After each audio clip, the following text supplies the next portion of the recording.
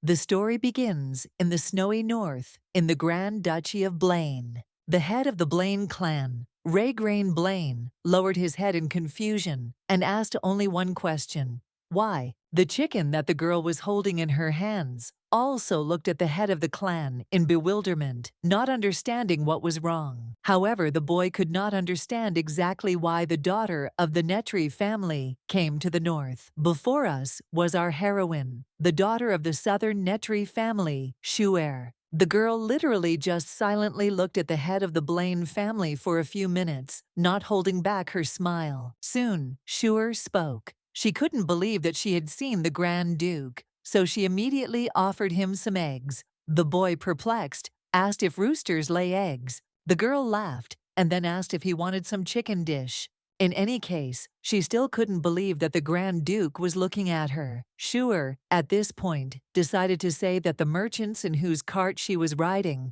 had given her this rooster. After the Duke's silence, our heroine told him that if he didn't like chicken dishes, then perhaps he wanted to hold her hand. Raygrain sighed and said he didn't understand what she was trying to achieve.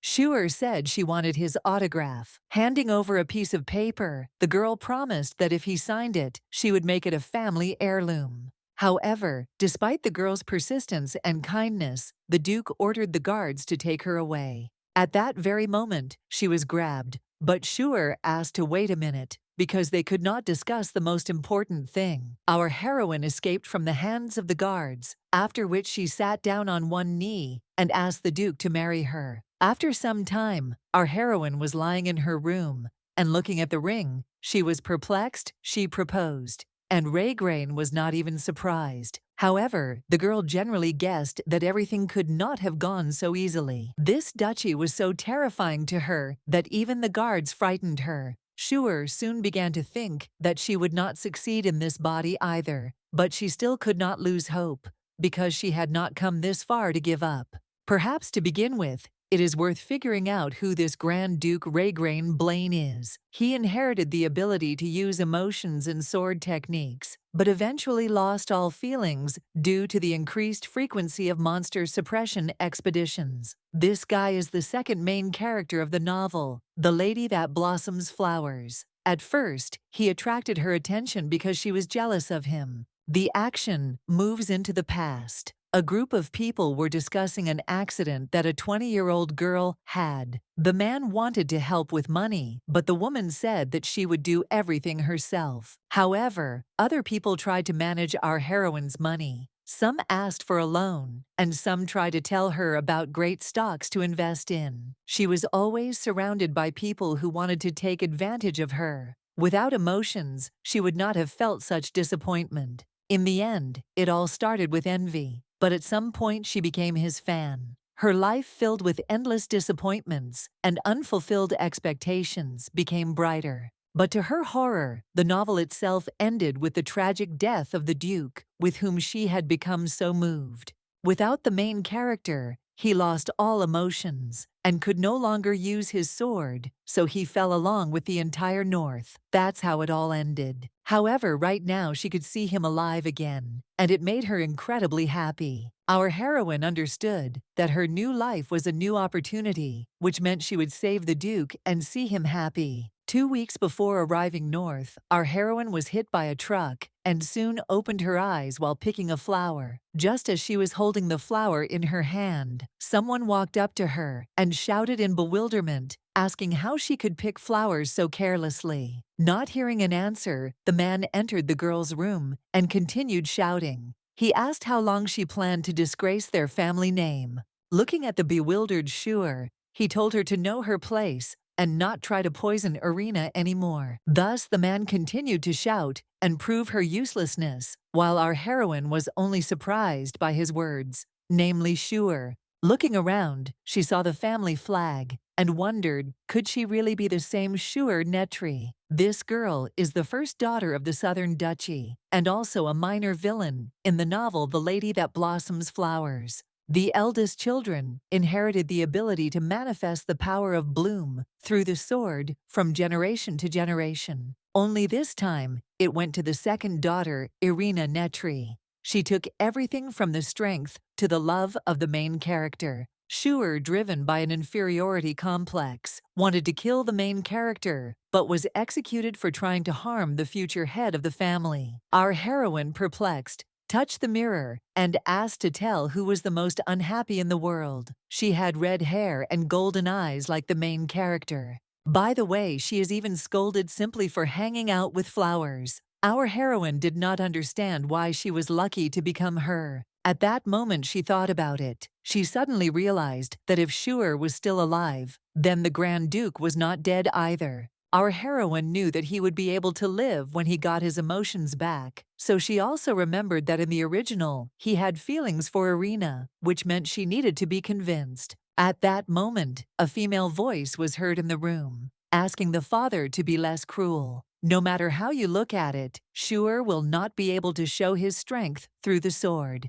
The girl threw down a vase of flowers and told her father that he would waste his energy. The man said that Irina was right, and then asked how the dinner with the imperial family had gone. The novel's main character, Irina Netri, smiled and said that everything went well, and that His Majesty asked her to convey his best wishes to her father. Our heroine was shocked. She understood that the relationship between Shuer and the family was not very good, but this, as it seemed to her, was too much. By the way, Irina was holding the flag of the Imperial Knights. Raygrain would die a year after the flag was hung in the hall. Shuer asked herself a logical question. Will she be able to convince Irina in this year? Most likely Shuer's evil deeds have caught up with her, which means there is no chance if even her family treats her terribly. At that moment, the man was telling his daughter that only she could save the reputation of their family, but her older sister was picking flowers. It was at this moment that our heroine realized that she had only one option. She had to break all ties and start all over again. Shuer said that because of this, she intends to leave this house because she will not be able to show strength anyway. Now they can consider that she, as the second daughter, simply did not exist. Obviously, the man was incredibly shocked by this act, so he told his daughter, who had decided to manipulate again, to stop. Looking at Shuer, who stood in front of the closed door, he said that if she took one step beyond the door, she would never be his daughter again. Our heroine, without changing her face at all, just smiled and opened the door and told her father that she agreed. He could excommunicate her from the family today. She ran away shortly after. It looks like our heroine will have to return the Duke's feelings before he meets Irina. Shuer knew it didn't have to be love, anger, nervousness, irritation, anything would do. Already on the road with her chicken, our heroine was sure that she had to meet the Duke to save him. That's why she was going north. After some time, our heroine was greeted by her personal maid, whose name was Celie. Shuer, looking at the girl in bewilderment, asked if the Duke had sent her. The girl explained that he had ordered her to be accompanied, so if she had any wishes, she should contact him. Our heroine was incredibly happy that the Duke was interested in her, so she asked if he had said anything else. Celie smiled and began quoting Raygrain's words. Let him send the rooster to the farm if she wasn't going to raise chickens. Even more surprised, the girl asked if he hadn't said anything about an offer or sending her back to the south. Maybe he had said something about her. In turn, Celie only smiled and said that if Lady Shuer wanted to return to the south, she would prepare a carriage for her. Our heroine was, of course, very surprised that this was all the information, but perhaps it is better to be glad that she was not immediately driven away. There were two pillars of defense in this country, two houses of swordmasters. Netri was responsible for the central region. The other was the Blaine, who fight together with the monsters in the north. Both families have been feuding for a long time. Blaine's swordsmanship is very brutal because they have to fight monsters. Of course, everything that was happening could not help but cause fear and trembling in the people around. Somehow, at some point, even the Central Region Defense Management became people who mastered the Blaine style. The Netri family saw this as a threat to their existence, and as a result, this conflict has lasted for many generations. And so, the Duke gave a room to Schuer, but where did he go? Sally suddenly told the lady that she was probably tired from the trip, and the punitive detachment had not yet returned. Schuer immediately looked at Sally with joy in her eyes, and asked if she could see the Duke, at least in the evening. If the offer didn't work, then other methods had to be used. She had to meet him to find a way to return his feelings. Remembering his cold eyes, remembering his strict but chic uniform, our heroine wanted to see him more and more. The girl suddenly began to fantasize, saying that it was wonderful to see his lordship in person, and she wanted to draw his portrait right there. Sally smiled and said that it was the first time she had met a person with such thoughts. In any case, she asked if it was true that Schuer had traveled all the way north on a cart. Our heroine said that the road was not too difficult. The merchants who gave her a lift were very kind. However, Sally interrupted Lady Schuer and asked if she really liked his lordship that much. Our heroine smiled and said that it was true. After all, there are not many people in the world who can charge you with motivation just by existing. While others celebrated their birthdays in the company of family and friends, our heroine spent them alone. Soon, only thoughts of the life of the Grand Duke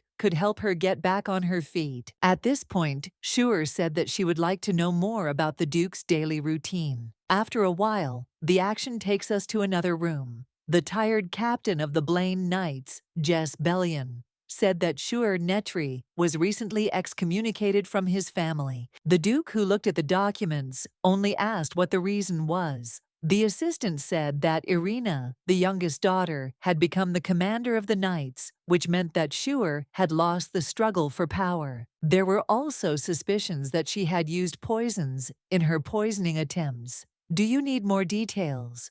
Raygrain replied that he was only interested in why she had come. Jess said it looked suspicious either way. If she had any ulterior motives towards his lordship, then he— However, the Duke interrupted him and asked if he really thought that he could be harmed by a young noblewoman from the south, information about whom was so easy to obtain. The guy replied that he understood that it had been a year since the Duke had lost his emotions, but still the current situation was a little different. He hasn't participated in suppression expeditions for a long time, and the Netri could use this to harm them. However, the Duke continued to write silently, which meant that Jez himself understood that Raygrain did not particularly consider all these facts important. The Duke suddenly asked the boy if the punitive group had returned, to which Jez answered his lordship that they had been gone for a week. The man asked who was in charge of this expedition, to which Jez only said one word, Nevid, but he had always been loyal to the Blaine family and was not one to disappear without a reason. Raygrain said that the guy might be dead. Then the Duke asked Jez if he had taken the protective magic stone with him. The guy just nodded his head. Raygrain immediately said that Nevid's death would only create problems for them, which meant that they had to at least find the body, and therefore he would go personally. However, Jez stopped the Duke, saying that it was impossible. He knew of his lordship's outstanding basic skills, but they were nowhere near the strength he displayed with emotions. The guy continued talking about risks, and soon the conversation turned to monsters. Unfortunately, their number was abnormally large, which worried him. Jess, with the same tired look, said that it is necessary to remember all the risks. If the situation remains the same, then according to Blaine's rules. At that very moment, several knocks were heard in the room, which made Jess incredibly wary, and in the blink of an eye, his face even changed. The boy immediately took up his blade, telling the uninvited guest that it was customary to introduce yourself when you come. He wanted to know the stranger's name. However, the Duke immediately stopped him, saying that there was no threat coming from there, so it would be better to lower his sword. Of course, a moment later, our heroine looked into the room and asked if she could also object. Soon, the girl said in surprise that she probably had no right to vote. The Duke only asked in surprise how she knew where his office was, since he didn't remember saying anything about it. Schuer smiled and said that everything was simple. The knights in front of her room helped her. They became friends while discussing the Duke. The man just sighed heavily and said that this was called a breach of duty. Our heroine looked at him in horror and asked if he could repeat it again. The man cleared his throat and asked what the reason for the objection was. Schuer immediately began by saying that firstly, she had never heard a response to her proposal. Looking into his eyes, she understood that he had lost his emotions, but was still going to go on an expedition. In exactly the same situation, the Duke died in the novel. Anyway, the girl then said that the second objection was that she hadn't seen him all day. Raygrain asked in bewilderment what the connection was. The girl explained that she was just standing there and not bothering anyone when he struck her with his beauty, so he should be held responsible. The Duke's face obviously did not change at all, but in turn, Jess was able to describe with his face his thoughts and the Duke's. Schuer nevertheless asked if she could paint his portrait, and at the bottom she would put a stamp and write Happy Duke. Raygrain asked if that was all she needed. Our heroine shook her head and then asked if she could ask for anything else. Jess immediately told the Duke that he had a strange taste in women and that she should be thrown out. The girl asked in surprise what the unusual taste meant. What if it was love? Raygrain assumed that everyone already knew. After this, he began to walk forward. Jess, perplexed, turned to his lordship and asked him to reconsider his opinion about participating in the expedition. Schuer knew things were bad. Of course, she had time before his death, according to the plot. But our heroine screamed and asked Raygrain to show her where the Kira store was. But Jess told his lordship that the weather at the border was very bad. Their glances immediately intersected, but the Duke nevertheless looked at the girl and asked what she wanted. Our heroine asked him again, and the Duke said that he could buy her anything. Schuer happily said that she would tell him her height and shoe size. However, after these words, he still opened the door and told her that she wanted a lot. As soon as he stepped out into the hallway, Schuer chased after him and asked him to answer one more question. She wanted to know what she should call him when they got married. What about just a husband, or maybe a darling? Another option was a baby. Raygrain looked at her in confusion and asked if it was that important. Our heroine said, without a doubt, that it was important because nicknames increase affection. However, she herself did not want to spoil his beautiful name with nicknames. But unfortunately, she had no choice. If he was going to go on the expedition anyway, she had to give him at least some feelings, even irritation. The Duke sighed heavily and said that they would discuss this after his return in a few days. Our heroine immediately asked him, "What about hugs?" Meanwhile, Jess was catching up with them and asking his lordship not to listen to this strange girl. Raygrain told Schuer to stay at the estate while he was gone, but Jess still found her suspicious. However, she knew that he was not a bad man. It was obvious that he only wanted the best for the Duke. By the way, in the original, when Raygrain died, Jess was the only one who looked for the Duke's body, even in a blizzard. Our heroine, seeing that Jess went with the Duke,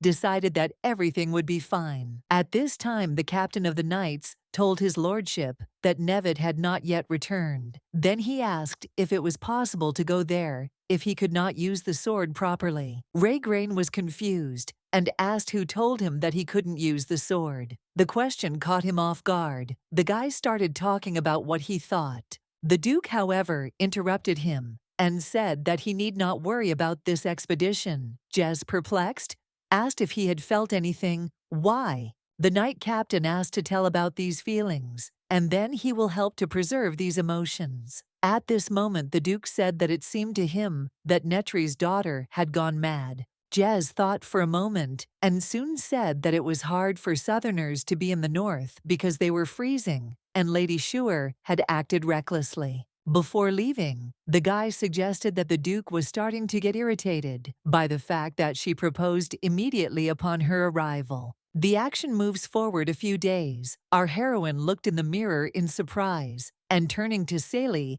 asked if all the picture frames were here. When she handed it back to her, she said that there were too many flaws. For example, 3 scratches were visible in the light. Our heroine thought that she would draw the Grand Duke when he returned. Putting her hand on the huge frame, The girl suggested using it because it was better than the others. The maid looked at her mistress in bewilderment and said that if she wanted to leave a fingerprint on such a hand, it would look like a small dot. Sure replied that art is not just a picture, but an interpretation. Here will be the finger of the defender of the North. And by the way, who said that there should be only one print? Our heroine said that the Duke promised to listen to all her wishes, which meant that she needed to take advantage of the moment. Soon the girl asked Celie to give her what she asked for. The girl immediately handed over the same clothes that his lordship wears. Our heroine was incredibly grateful to Celie. Then the girl asked the maid's opinion.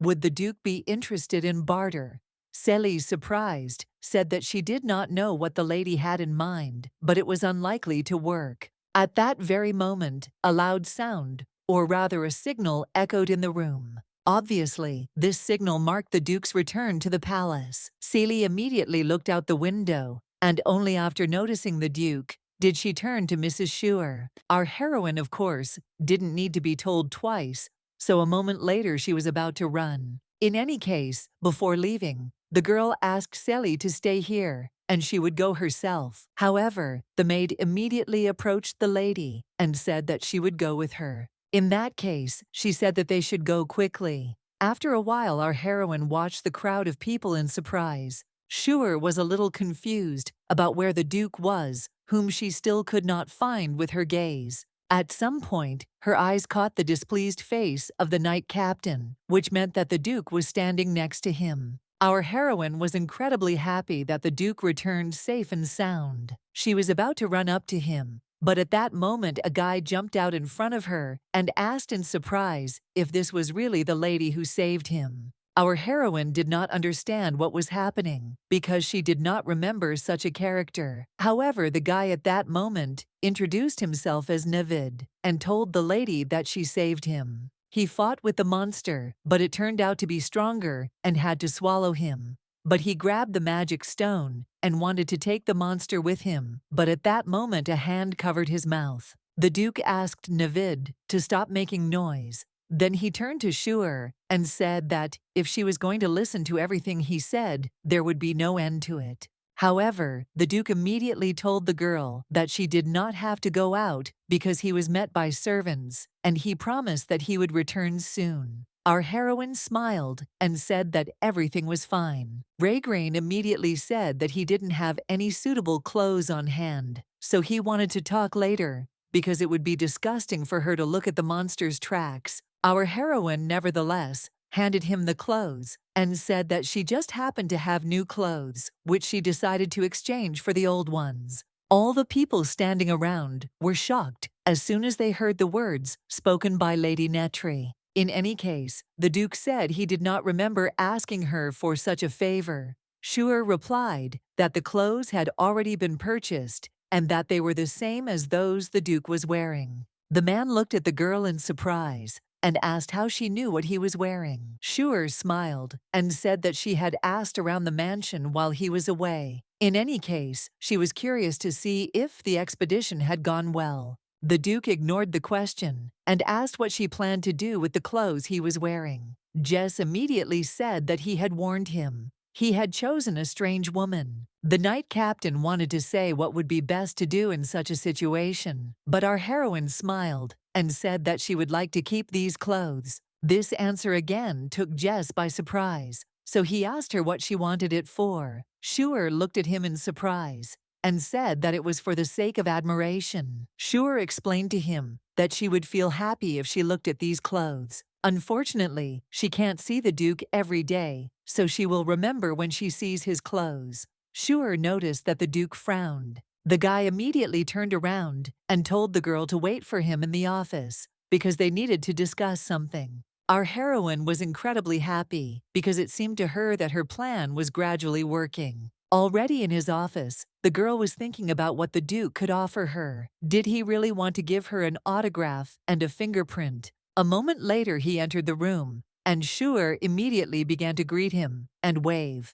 Incidentally, she noticed that he was wearing a vest. After this, the man was about to sit down on the chair, saying that several days had already passed, and Shure had not changed at all. Our heroine continued to smile as she looked at him, but she knew that she needed to get used to life in the north. She knew that she would eventually get the Duke's signature. Nevertheless, at that moment he asked in surprise if she was not tired of all this. Shure replied that she couldn't say everything, but she was definitely good at painting, and so the portrait would turn out great. Raygrain immediately asked in surprise if she was one of those who digs one well. This is a humorous proverb about a person who is proud of his only talent. However, our heroine took these words as more cute than funny. In any case, she looked at the table and asked what kind of paper it was. Raygrain looked at her in surprise, saying that earlier he thought she wanted his signature.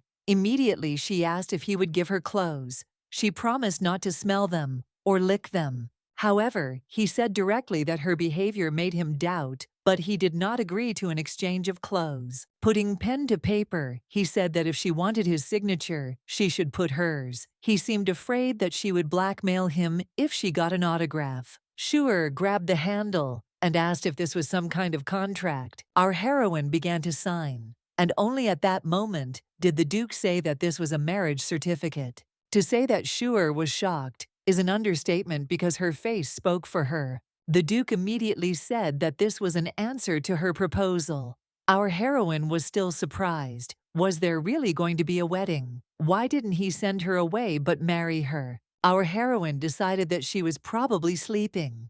In any case, she reached out her hand again because she wanted to ask something. The Duke grabbed her hand and told Lady Netri that it was her bad habit. She could just ask him a question. Shure asked if she could bear the Duke's name if she married him. Raygrain thought about it and soon said that she would get the name as soon as they went through all the procedures. In that case, our heroine assumed that then she could become his official fan. The guy, perplexed, asked what that meant. Shure smiled sincerely and said that she would be able to see his sleeping face. If she wanted to return the Duke's emotions, she had to stick to him. Moreover, the Duke even accepted the proposal of marriage.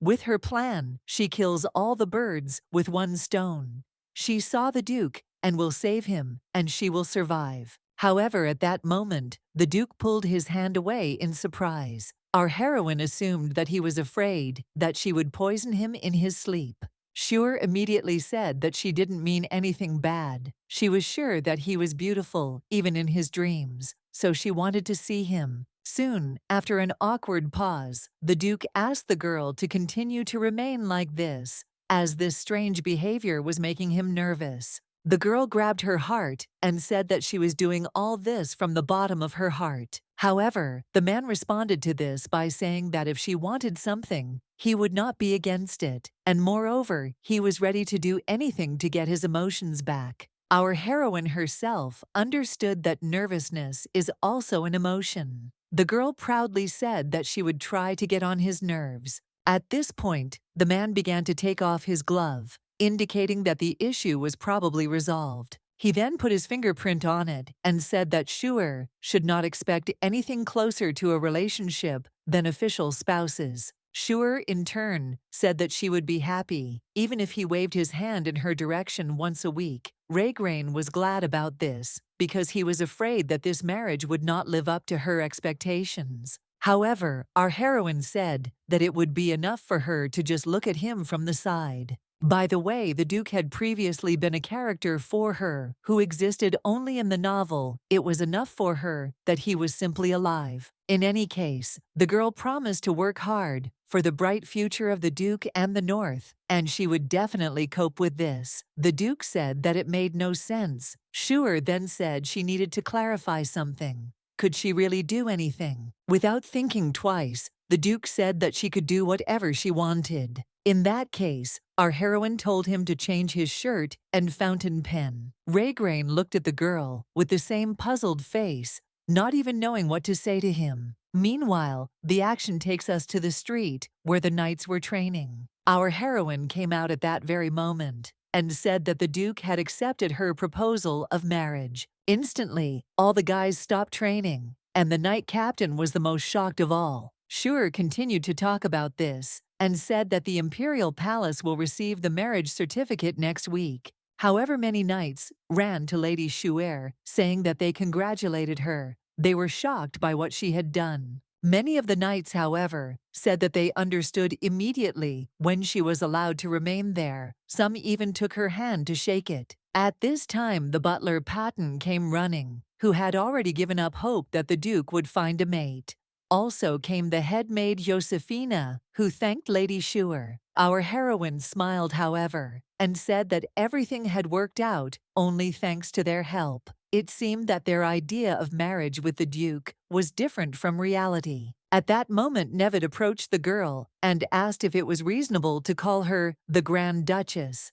Now Shuer laughed and said that he could keep the title. However, behind the knights, there was a blow from a sword, and soon words indicating that the marriage registration had not been completed. Apparently, the bewildered one was Jez, who told the knights to stop chatting and focus on training. Then he looked at Lady Shuer and said that she had better go inside so as not to disturb the knights' activities. Shuer asked if the Grand Duke was not coming today. The girl said that, according to rumors, the Duke looks cool with a sword, and she wanted to see it. Jess said that although he would arrive soon, his lordship would not personally engage in it. Shuer asked in confusion if he wouldn't even do a few swings. The guy sighed and said that the Duke didn't need basic training. In any case, he decided to warn the girl so that no incidents would occur. The Duke was so strong that he could win even without a sword. He was the only person who did not make a single unnecessary movement. Shuer decided that this was amazing.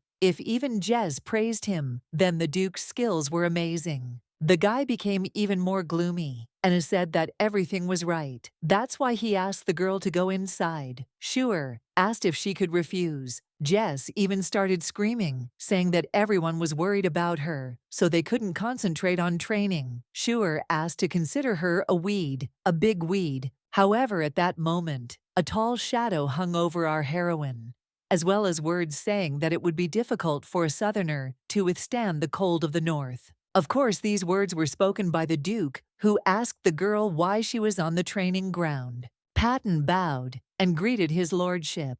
Our heroine was also incredibly happy to see the Grand Duke. The girl said she was warm. Raygrain said it wasn't strange, because she was wearing the cape he wears on expeditions. Where did she get it? Our heroine said that she asked Saley to bring it, and she did. In exchange, Shuer left a new pen on the table. The guy sighed heavily, saying that he thought whose box it was in his office, and oddly enough, it was from Lady Shuer. However, as expected, he doesn't care about her actions. Filling that emotional hole will be difficult. In the original, he immediately sought out Irina when he realized his feelings for her. At this point, Raygrain said that Shuer had come here to see him swing his sword.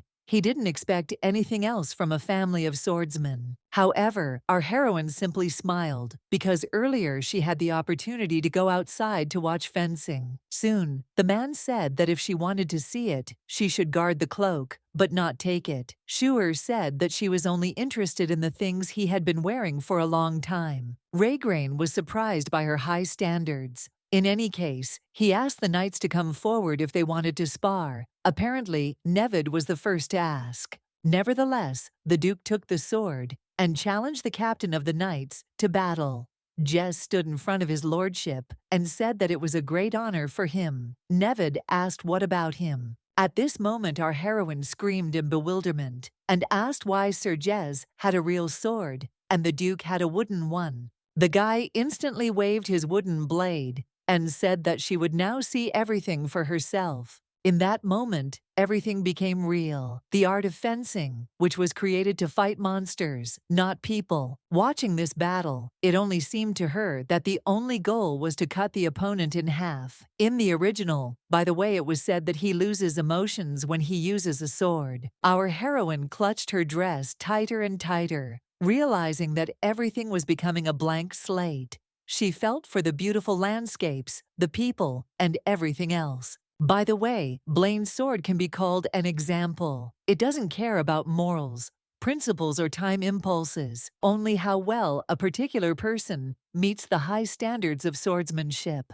Obviously, if the head of the Blaine family cannot set these standards, then the skills of his subordinates may be questioned. Perhaps people are afraid of his unspeakable power. In the novel, there was a brief mention of the Blaine family harshly training their heirs for generations. By the way, our heroine searched the entire palace while the Duke was away, but found no traces of other members of the direct line of the Blaine family. Schuer understood that there was no one to replace him, so he tried to bring back the emotions at any cost. In 1 year, the abnormal increase in the number of monsters will wipe out almost all the punitive forces of the North. Duke Raygrain will certainly be among the victims. Our heroine felt uncomfortable seeing this in real life, because then the rest could become reality. In any case, she decided that now was not the time for negative thoughts. She had to figure out how to help the Duke. In the original, for example, it was mentioned that Schuer Netri has the power of healing. When Schuer was executed, the pierced place was filled with flowers, which showed her strength. She could use power without the sword, but this only became clear after her death. In any case, looking at her hands, she tried to understand how healing could be connected with flowers. There had to be some hint in the novel. At that very moment, the girl remembered how she had picked flowers at the very beginning. What if Schuer had not picked flowers to spite Duke Netri? At that moment, the Duke approached her puzzled and asked if she had lied when she said she wanted to see him. She herself had asked to show her fencing. However, looking at her, he couldn't understand why her eyes were moist from the sight of a simple training session. Our heroine looked around and noticed that Jess was already defeated. How did they finish so quickly? Schuer immediately said that she was not lying, but was just worried. In this case, Raygrain told her that she should not have watched the training at all. Our heroine smiled and told him that love was sometimes fragile. She was afraid that the wind might blow it away. The Duke stood his ground, saying that the North was a dangerous place. He would have to wield a sword a lot in the future, and it would be problematic if she reacted like that every time. The girl said that she was thinking about how to make his feelings appear even when it was necessary to use the sword. Will he listen to her? Raygrain replied that he had no choice.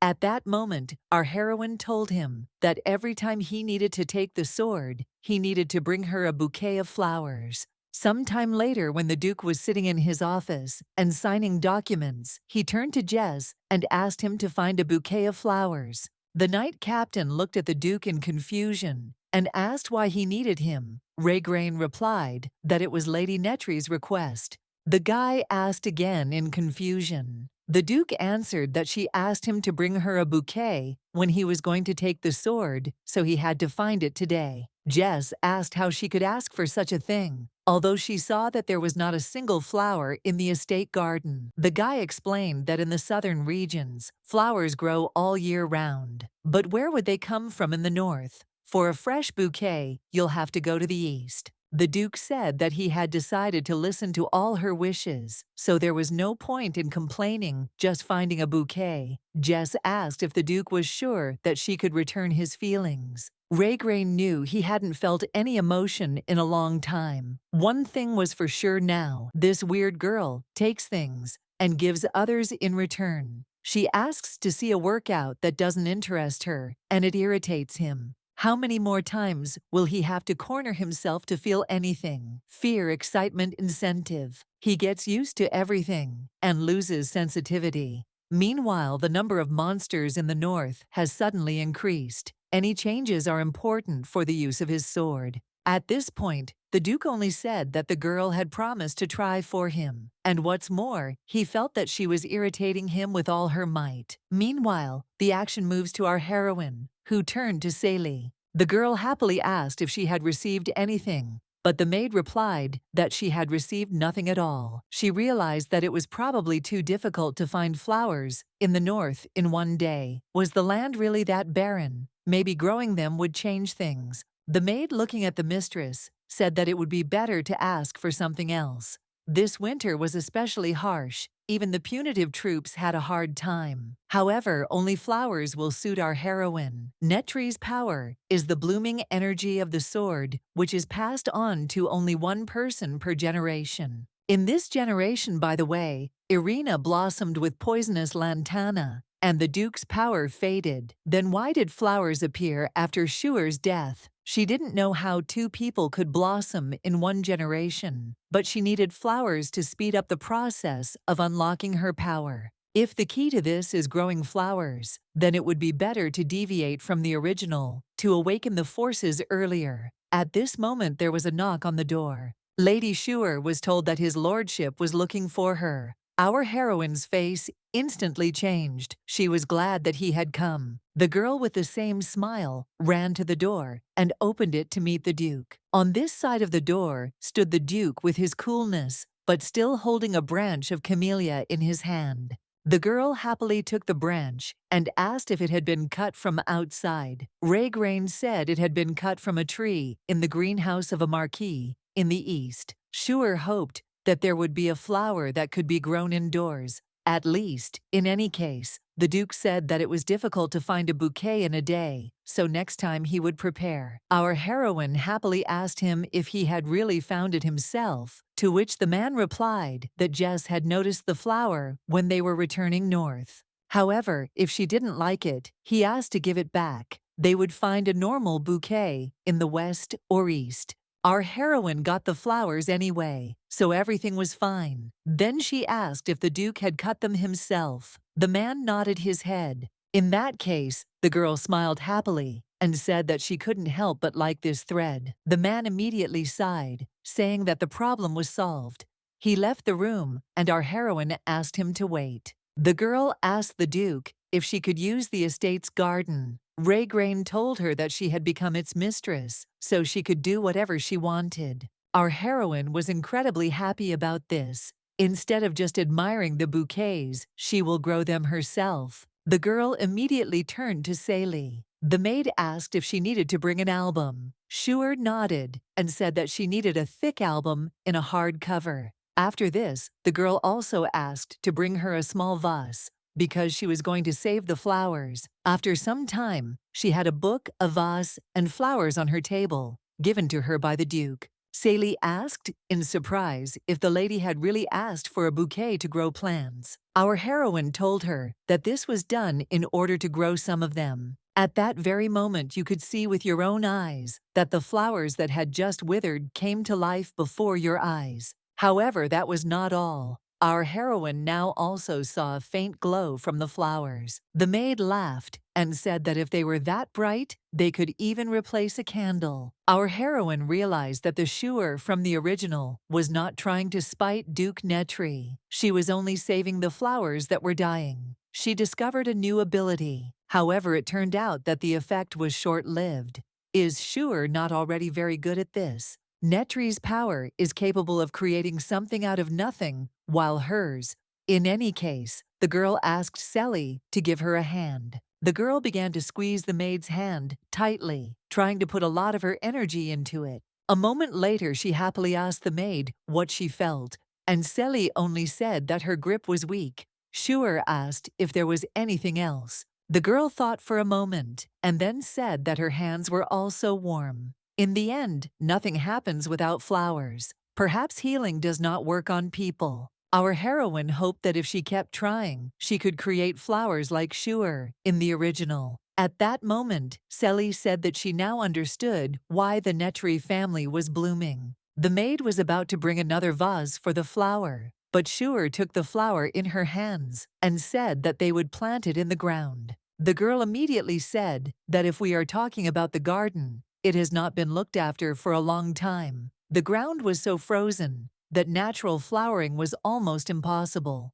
Our heroine was not going to despair anyway, so she said she would try. First, she would have to plow the soil. Sally asked in surprise, who would do it? Schuer stood up and said that she would take care of it, and that Sally should prepare the seeds and gardening tools. However, at that very moment, the maid grabbed the girl by the shoulder and reminded her that it was already getting dark, so it was time to get ready for bed, and they would do that tomorrow. The very next morning, Jess was standing in our heroine's room, and he wasn't particularly eager to be there. Our heroine, who was doing her morning routine with Sally, told the night captain that he had lost a lot of weight since their last meeting. The boy, puzzled, said that he had been climbing the mountains to find flowers. There would also be a meeting that afternoon, and his lordship wanted them to be present together. Schuer jumped up and said that it was excellent. The maid asked the lady not to move, because these cucumbers had only been delivered yesterday. However, the girl reminded that the marriage had not yet been registered.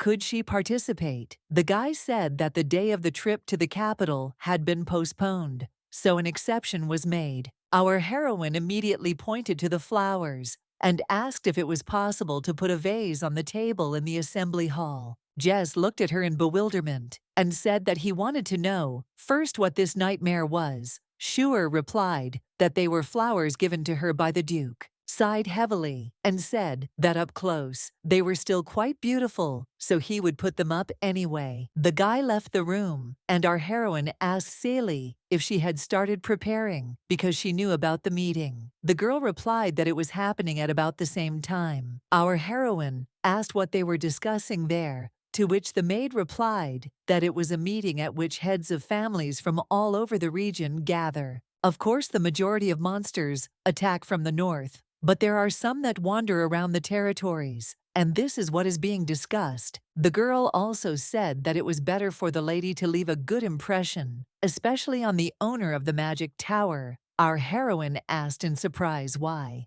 Sally replied that they were sending mages who were needed for expeditions. If the marriage had been concluded earlier, she might have felt more confident. The last thing the maid said was that Mrs. Schuer should make sure that she looked the strongest. After a while, she was sitting in the Duke's room. The man asked in surprise if she had nothing better to do. Schuer told him that she was working hard right now. Ray Grain asked if looking at him was really work. The girl laughed and nodded her head. Then she asked him if he liked the pen she gave him. Ray Grain replied to her that unfortunately the length of the handle was not very suitable for him. However, the girl replied that she would not take it back and also said that she had ordered a chest of drawers. It would be unpleasant if the Duke's things were covered in dust.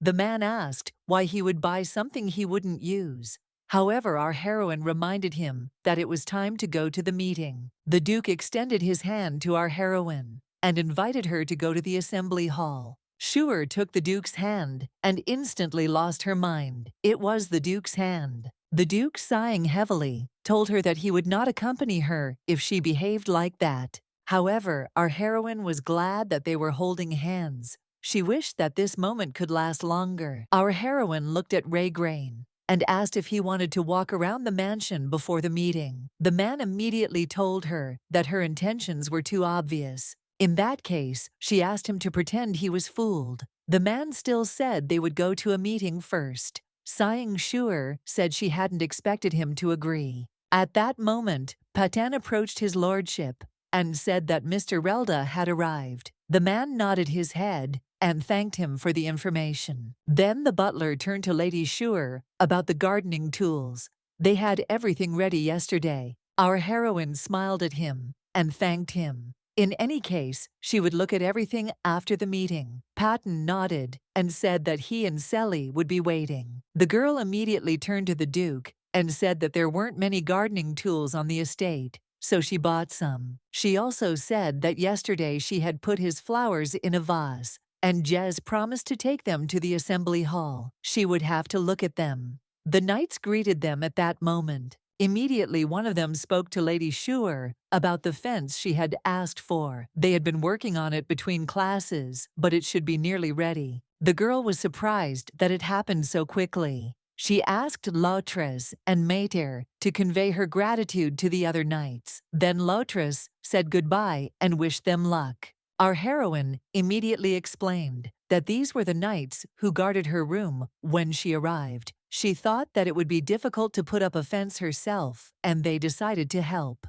Soon, the girl asked to call them by name when they met. They respect the Duke and will be glad. The man said in surprise that it looked as if she had more to do than he did. Our heroine, nevertheless, asked not to compare him and her. He is busy with a lot of things. At that very moment, Nevid also came up to them. The guy said he wanted to meet them too, and then said the fence was great. Shuer asked if he had been busy training all the time. The guy started telling all their actions about choosing a design and working in detail. Our heroine was perplexed and said that they were amazing. Raygrain looked like he was on the edge. After some time, they finally reached the assembly hall. The Duke pointed to the girl and introduced her, saying that she was the future Grand Duchess. The master of the magic tower, Relda, in bewilderment, said that if she were abandoned in the northern mountains, she would not last a day. Is this really a bad joke? The guy immediately asked in bewilderment if it was all because of the Marquis, who was always chattering about the wedding. The Duke thought about it and then said that it was possible. Shuer realized that this was the master of the magic tower. By the way, all the magicians of the continent obey the magic tower. In turn, only the master is able to provide mages. In other words, Relda helps in finding and killing monsters, gives magic stones for expeditions to the north. This guy is definitely a 5-star guy. He's a key figure for the duchy's long-term plans. The guy at that moment told the Duke that he probably kidnapped a child who knows nothing about this world. And what will he do now? She looks very weak. At first glance, this guy seems young, but his real age is impossible to know. The girl holding Jess by the coat thought that now it was clear why Selly asked to look strong. The captain of the knights at that moment asked to let go of him.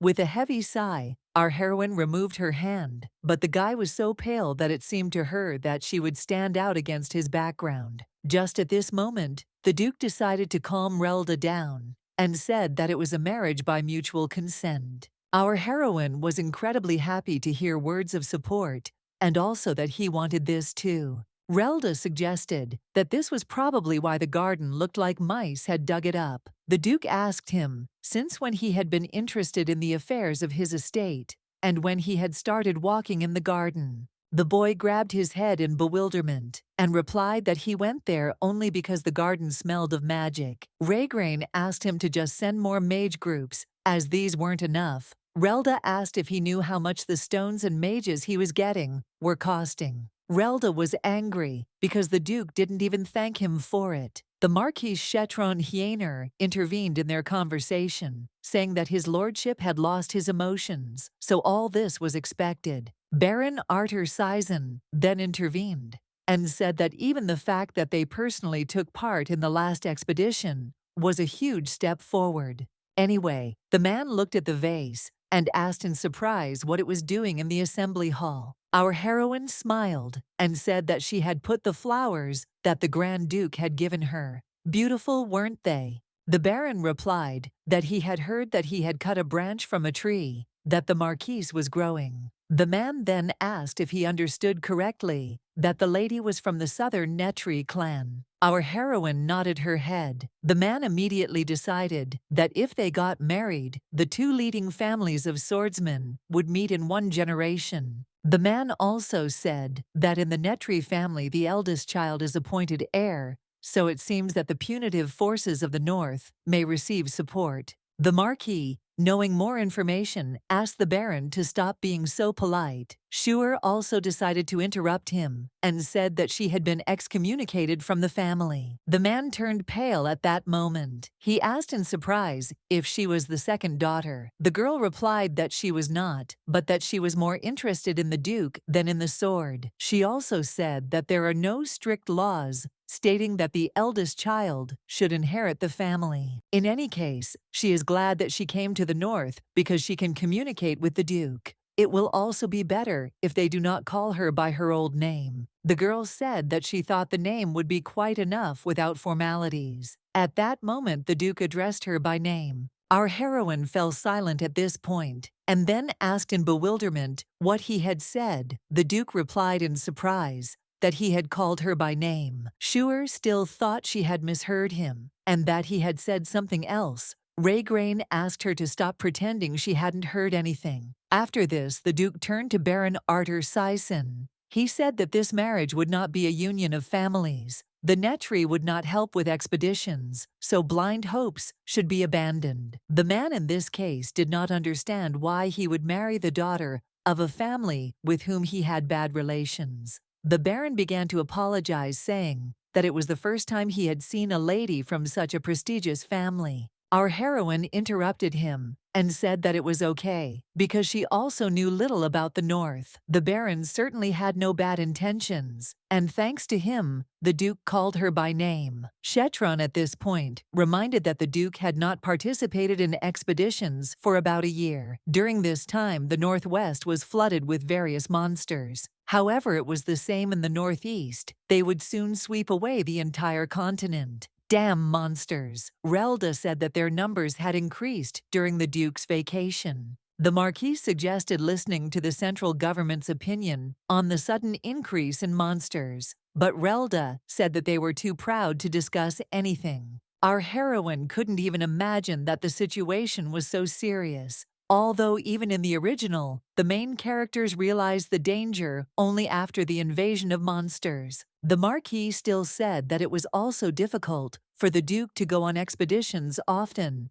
so he should at least try to establish some connections. Schuer replied that it had been 100 years since the central government had handed over the affairs of the North into their hands. Even if they send help, those people won't know any more about the North than the Duke. Relda said it was true. They'll just pretend it wasn't their fault. However, the boy asked in surprise why she was speaking on behalf of the North. Schuer laughed and said that Netri was only involved in the affairs of the center, and she understood this better than anyone. Their support will not help much, so you need to think about something else. The Duke and Irina cannot meet. Raygrain experienced emotions when he saw her and believed that it was love. However, everything was not as the Duke wanted because Irina chose another protagonist. The Duke lost the rest of his feelings forever. It is logical that, if the center interferes in the affairs of the North, Irina will come because she is the commander of the knights. Since their meeting is inevitable, it is necessary to return the Duke's emotions to her. At that moment, the Duke said he was going to do something he had been putting off for a long time. Schuer hoped he was not talking about an expedition. The man asked her not to worry, because this time the bouquets would be ready. Moreover, Jez said that they had already delivered them. Relda asked in confusion if he really wanted to get rid of a year of monster accumulation per approach. The Duke said that the schedule would shift. Raygrain added that it wouldn't matter if the marriage registration had to be postponed. But at that moment, Relda laughed and said that the man next to him didn't think so. The Duke instantly turned his head and noticed Schuer in front of him, holding on with all her might. Raygrain sighed heavily, understanding what the girl's gaze was now about. Relda tilted his head in surprise and said that it was the first time he saw the Duke so exhausted. By the way, he still felt a strange energy from the garden. Schuer asked if he was tired, but the Duke told her that he was fine. At this point, Relda decided to say his final words. When this expedition is finished, he will look after the North and allow them to go to the center. Then the guy said that he himself was tired of constantly hanging around in the tower. Then he asked if this arrangement suited Lady Schuer. Our heroine immediately understood that the Duke would be able to take a break from expeditions, and the magician would take care of the North and deal with monsters. She happily said that she agreed, because they say he is good at magic, but she was not warned that he also has a big heart. The guy laughed and said that she chatters much better than the Duke. The girl asked how much time they would have anyway, to which the guy said that he was giving them a week. However, it was not enough. Schuer reminded him that he felt magic in the garden, so there was little time to relax and figure it out. Our heroine, looking into Relda's eyes, said that she was going to grow even more plants. The guy sighed heavily and said he would agree to 2 weeks, but the girl laughed and said 3. The guy was puzzled and said that this was too petty, so he gave them 4 weeks. Schuer was incredibly happy, so she thanked them. In that case, the Duke suggested ending this meeting and going about his business. After a while, the action takes us to the garden, where our heroine was checking the fence. Although it was beautiful, it was not known whether it would hold up.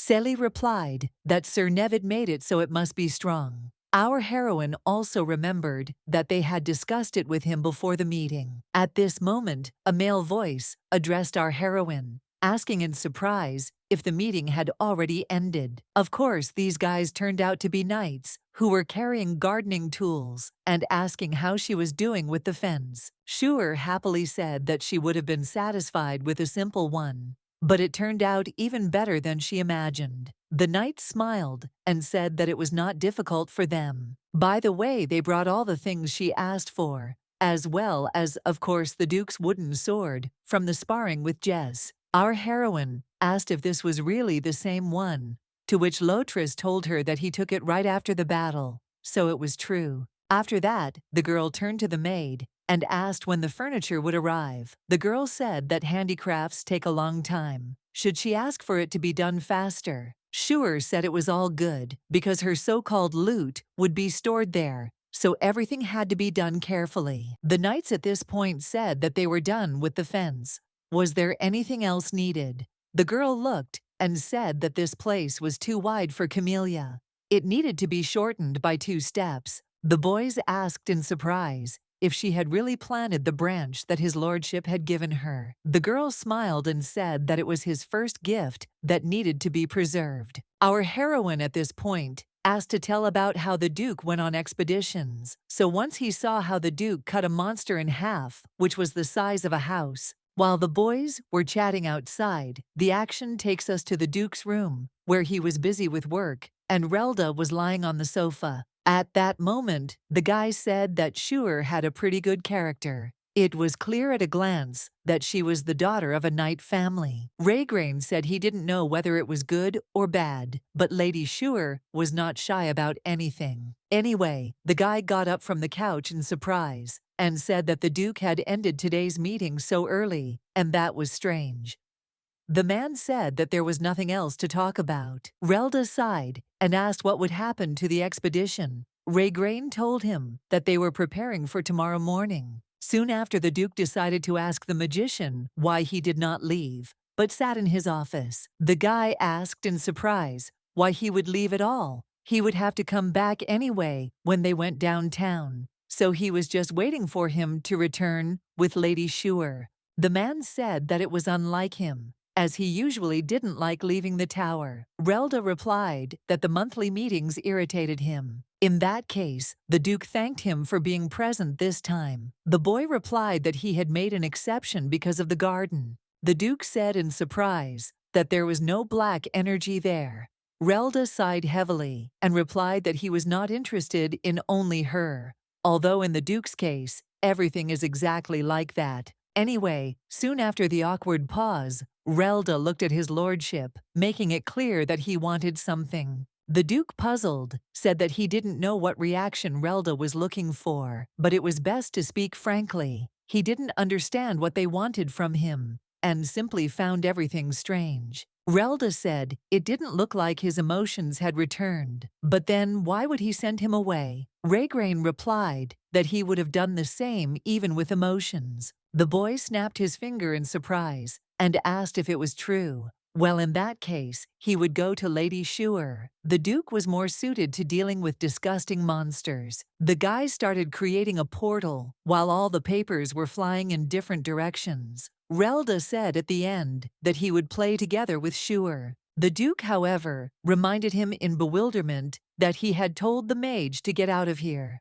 Relda smiled and said that he had refused. A moment later, he disappeared from the room, leaving only a pile of papers in ruins. The Duke shook his head and sighed heavily. At this point, Sully was perplexed and told the lady that the fence had fallen. By the way, it seems that flowers from his lordship were in her room. Shaking her hands, our heroine turned toward the maid and wanted to say that in that case they would go there, but she noticed the magician in front of her. Our heroine froze in bewilderment because she did not expect to see the master of the magic tower here. The guy asked her in surprise why she froze. Was she seeing magic for the first time? Shure told him that there weren't that many mages in the center. The guy said anyway that he felt a strange magical energy from here. Looking at the flower growing in the soil, He said that this was probably the reason, and it was still very strange, because even though he felt that the flow was weak, he definitely felt magic. Our heroine was still perplexed by the fact that he had already come to the garden. Wasn't that too strange? In any case, the girl smiled and told him that she was only doing the fencing. Moreover, she said that he could examine anything except this place. Relda was surprised, because it seemed like there was something else here. Schuer also said that she heard that there were many magic stones in the tower. Is that true? The guy told her that it was true. They were in his way, so he shoved them into all the corners. Schuer then asked if he had stones that controlled the temperature. The guy said he had them. But why did she need them? The girl said she was going to grow flowers. Even the Duke had a hard time getting her a bouquet. Relda was surprised that he gave her a bouquet. Quite unusual behavior for him. But still Schuer, at this point, said that she could use the stones when she was tending the garden. Obviously, the master of the magic tower would not help just like that, so the first thing he asked was what he would get in return. He guessed that the Duke's family did not know the value of magic stones. Temperature control stones were considered rare. The girl herself knew that not everyone can make a magic stone. The number of stones that can contain magical power is limited. There are even fewer people who are able to endow stones with this power, but this does not apply to the master of the magic tower. The girl immediately said that Netri flowers are quite famous. The man said that he knows that they give black energy. That's why Schuer smiled and said she would give them to him. The guy asked if she was really trying to trick him. He may look young, but he's not. The girl said that she completely understands that he does not believe her. She was even excommunicated from her family, but just look at this, camellia. She pointed to the bush and said that she planted it with her own hands, and as a result, it takes root and puts down roots in the northern land. The boy, however, said that he was sure that she had not inherited the power of the Netri family. Schuer asked him not to play dumb. She herself reminded him that he said that he felt magical power. This camellia even glows at night. The guy pointed his finger at this small branch in bewilderment and asked if this was what they were talking about now.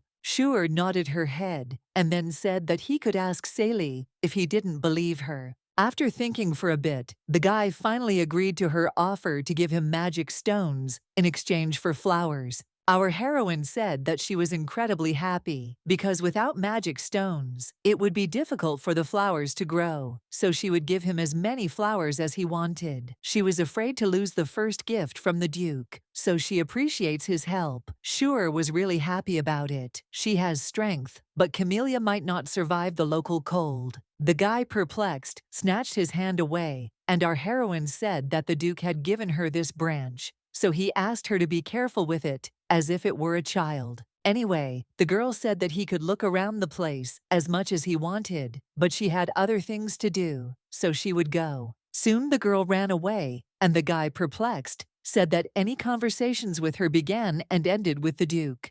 Looking at her, it seemed to him that her affection for Raygrain was overflowing. One way or another, he wondered, could these feelings be called love? Then he looked at the flower, remembering the words about her being more interested in the flowers than the sword in her hands. The guy still decided to go home, but he realized that curiosity had awakened in him. At this point, the action moves to the palace. Patton wanted to say something to Lady Schuer, but she rushed past him like a train. The girl apologized and said she was busy. As she walked towards her room, she thought about the flowers already in her room. The Duke had said he would send them all at once, so there must be more than one bouquet. Our heroine ran up to Jez and asked what he was doing there, to which the guy replied that she should follow him. After a while, the action takes us into the room. Opening the door, our heroine's face changed to shock. In the middle of the room stood the Duke, surrounded by a whole bunch of different flowers. The man turned his head towards Schuer and told her that she was late. Our heroine, however, still could not come to her senses and could not even put two words together. Raygrain said that he had not expected Relda to agree to look after the north, so he ordered all the flowers that could be prepared. Our heroine asked in surprise if so many flowers were really needed. The Duke answered that the sword would be useful to him more than once during the expedition. The girl immediately realized with horror that it would take him just such a huge amount of emotions to go on one trip. In any case, without changing her expression, she decided to ask how long his lordship would be gone. The man replied that he had expected it to take a month, but with Relda's help, they could do it in a week. Schuer asked if it was about black energy. The Duke told her anyway that she had helped him a lot. The girl was glad to hear this, but in that case asked him to take a step to the left. Raygrain asked why, and Schuer answered that he would understand as soon as he did it. She asked him to take the flower and turn it to 9 o'clock. Holding the flower in his hands, the man asked in bewilderment if she had really asked to bring bouquets for this reason. Our heroine, in turn, said with delight that she saw with her own eyes the perfect combination of black and red. Anyway, at that moment, she also said that Relda would give her the temperature control stones, and now the garden would be filled with the Duke's flowers. The man looked at her in bewilderment and asked how he had agreed so easily. The girl happily said that it was so. At that moment, a portal began to open behind her. A moment later, someone fell out of it, which really scared our heroine. Turning her head, she noticed Relda in front of her, who was lying in a pile of flowers, and asked in confusion what it was. Our heroine looked at him in bewilderment and said that he fell on her favorite flowers. The girl fell to the ground and started saying that these were the flowers that the Duke had given her. Relda was puzzled and said that he had actually hit himself. Were the flowers really more important than him? Schuer said obviously yes, because it was her gift. She even prepared an album for the bouquet wrappers. The master of the magic tower was surprised that the man who invested in magic stones ended up collecting simple paper. Our heroine told him that she was paying for the stones for the same flowers. This was not an investment, but a purchase. The girl asked him to return the paper to its original state. Then she raised her head and asked why he came here at all. The guy replied that he came to get camellia flowers from the assembly hall, of course. Our heroine, with an even crazier smile, asked if he really came here just for this. Relda nevertheless shouted, and pointing at the Duke, asked if she really meant to say that the paper from this scoundrel was better than from him. Raygrain sighed heavily and asked him to stop before the situation got any worse. The Duke handed Lady Schuer his handkerchief. The first thing the girl asked was how often he used it. The man nodded his head. Seeing the girl's admiring eyes, he immediately asked if she wanted to take him away. The girl smiled and asked if he wanted to trade for the paper. He sighed heavily and told her she could have it all. Meanwhile, Relda, still lying on the flowers, said that it was so absurd that it was impossible to even look at it. In any case, the action is postponed for some time. That night, the Duke stood in the street and looked at the still awake palace.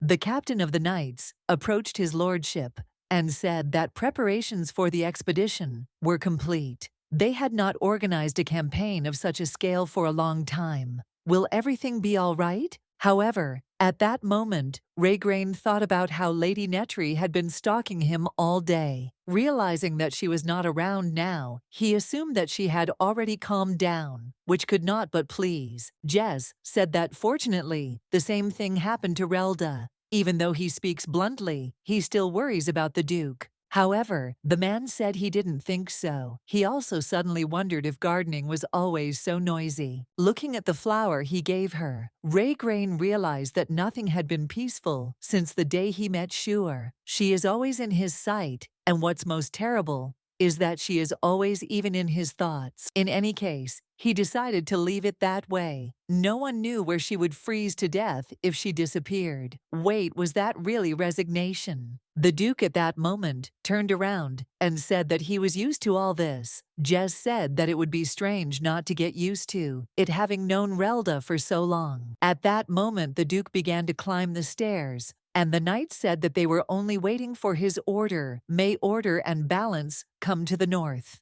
Suddenly, the man noticed that in front of him stood the same two knights who had guarded Lady Schuer's chambers. The Duke remembered how the girl had asked him to call them by name if he met them, because they respected the Duke and would like it very much. Raygrain, passing by Mater and Lotris, said that they would see each other at training. After the Duke passed, Lotris, in bewilderment, said that he probably returned his feelings. Mater replied that it was all thanks to Lady Schuer. Meanwhile, our heroine slept soundly in her room, furnished with flowers. Thus, the whole night passed, and soon it was morning before the girl opened her eyes. Seeing the bright rays of the sun outside the window, the girl realized in horror that the Duke had left while she was sleeping. How could he have escaped at dawn? At that moment, the maid began knocking on her room door, asking the lady if she was awake. With tears in her eyes, the girl asked her to come in. Sally came into the room and said that she had put away the baskets and albums. Now what should she do with the remaining flowers? In a dream, the girl said that they would plant them and see what would come of it. Taking one of the flowers, standing by her bed, she promised that she would make this garden come to life. At this point, the girl decided to ask if the previous Grand Duchess was from the north. Sally said that it was an old story, and it would be better to wait for the Duke to return. Schuer was very surprised, because Sally's reaction was different from Relda's strange. After a while, the action takes us to the corridor. The maids looked at the flowers and said that they had never seen so many before. Patton asked whether to take all the flowers to the garden, to which our heroine confidently said that all the flowers should be taken there. Then she said she would like to see some information about the north. Are there any reference materials? Josefina and the other maids, as well as the butler, looked at her in bewilderment and asked if she really wanted to know more about the north. Schuer didn't understand why they were reacting that way, but she said that she must not make mistakes if she wanted to stay with the Duke. At that moment, Peyton proudly said that he knew this day would come someday. He has to temporarily take care of the affairs of the late Duchess. Our heroine asked him in surprise if this was true. The man answered that he had been taking care of this family for many years. Schuer then suggested that he had even seen the Duke's childhood. Patton laughed and said that he had certainly seen it. Our heroine looked at the butler in bewilderment and asked him what he was like. Was there a portrait of him as a child? How small was he? The man said he had to tell them the origins of their story first. Meanwhile, Josefina and the other maids were just crying, but Schuer didn't understand what the problem was. So if we are talking about the Blaine family, it is said that even before the empire was created, their ancestors were making their way. Dragons did not dare roar. The seas parted, and the earth split.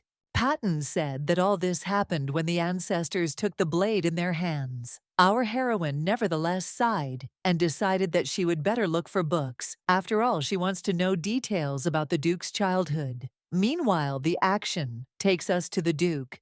Jess asked what happened. The man said in surprise that he suddenly felt discomfort. Looking around, he said that this was most likely due to monsters. And again, the action moves to the palace. The butler was still telling the fascinating story of the ancestors, and our heroine was telling Sally that it was time for them to go to the garden. At that moment, the girl picked up the chamomile, but it in turn simply exploded. The maid dropped all her things and rushed to Lady Schuer, asking her if everything was all right. Our heroine said that she accidentally used the power on the flower and it exploded. No big deal, but the speed of the action is certainly astonishing. Sally asked her to take care of herself because she was the only mistress of the North. At that moment, she also decided to ask when their wedding would take place. Schuer asked if the Duke would agree to wear a white uniform. Sally nodded her head, but our heroine was still thinking that first she wanted to get the magic stones and restore the garden.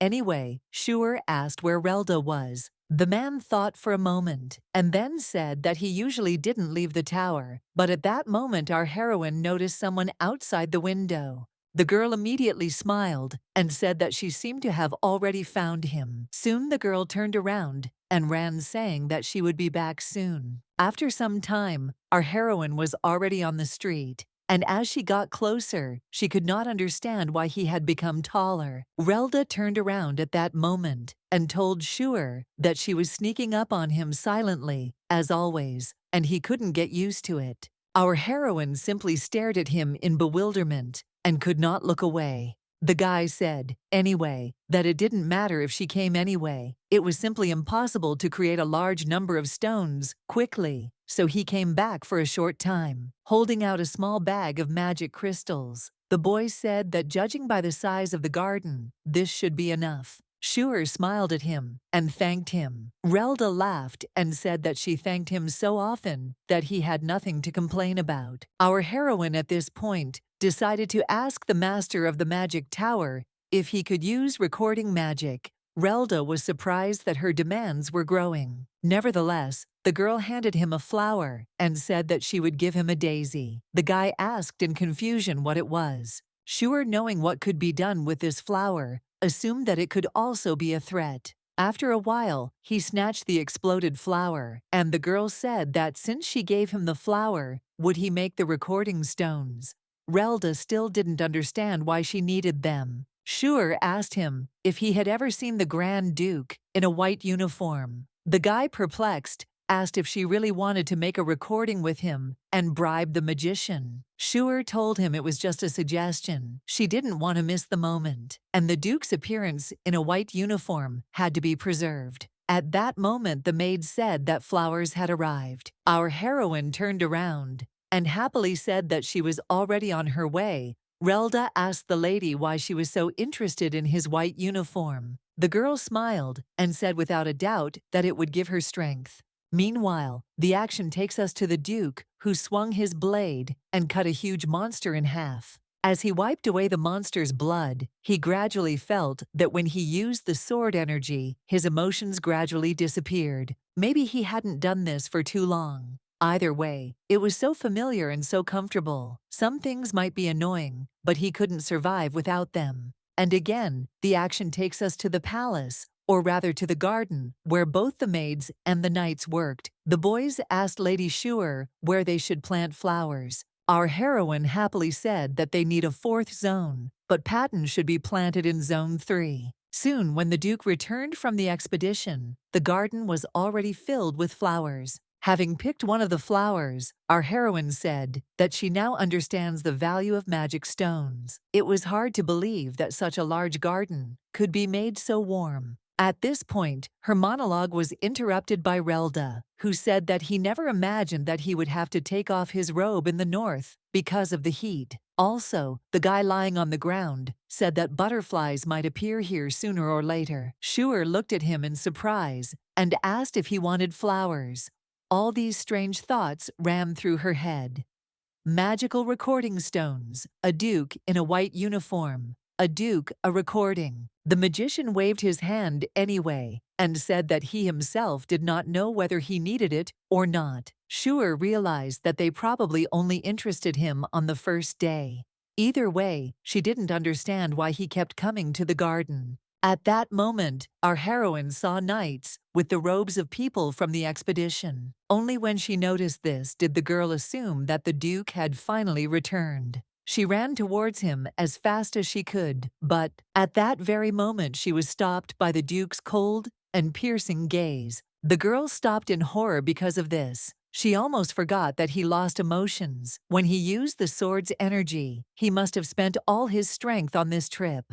In any case, the girl understood that she was ready for this. She turned to the Duke and said that she wanted to show him something. She checked his schedule, and he spends most of his time in his office, and there is a big window in it. The man said that was true. Our heroine added that she had looked around and noticed that the garden would be visible from it. Immediately noticing the Duke's expression, she said that she had not touched anything there. However, the gaze was still fixed on her, so she looked away and said that perhaps she had touched several things. He sighed heavily and said that everything was clear. Shure waved her hands and said that she had not touched the documents, but only his chair and some furniture. Again, the man nodded his head and said that everything was fine. However, our heroine closed his eyes and said that this was not all. However, at this point, they were interrupted by Jess, who was shocked by the huge number of flowers in the north. He had not expected this. Shure smiled and said that she had planted the flowers that the Duke had given her.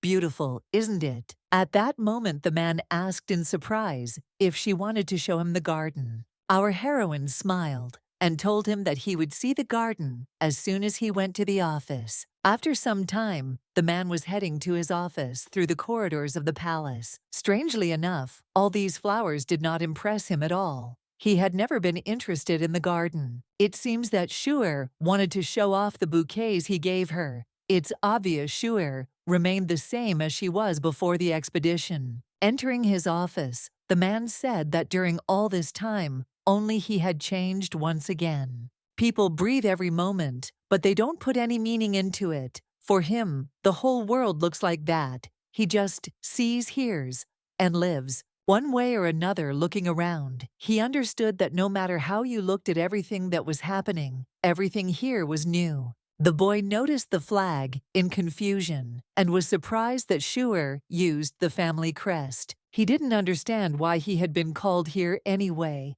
However, at that moment shouts began to be heard from behind the Duke. The man turned around and looked outside to see Shuer screaming and waving her arms. Raygrain asked in bewilderment if this was really her way of asking for a new dress.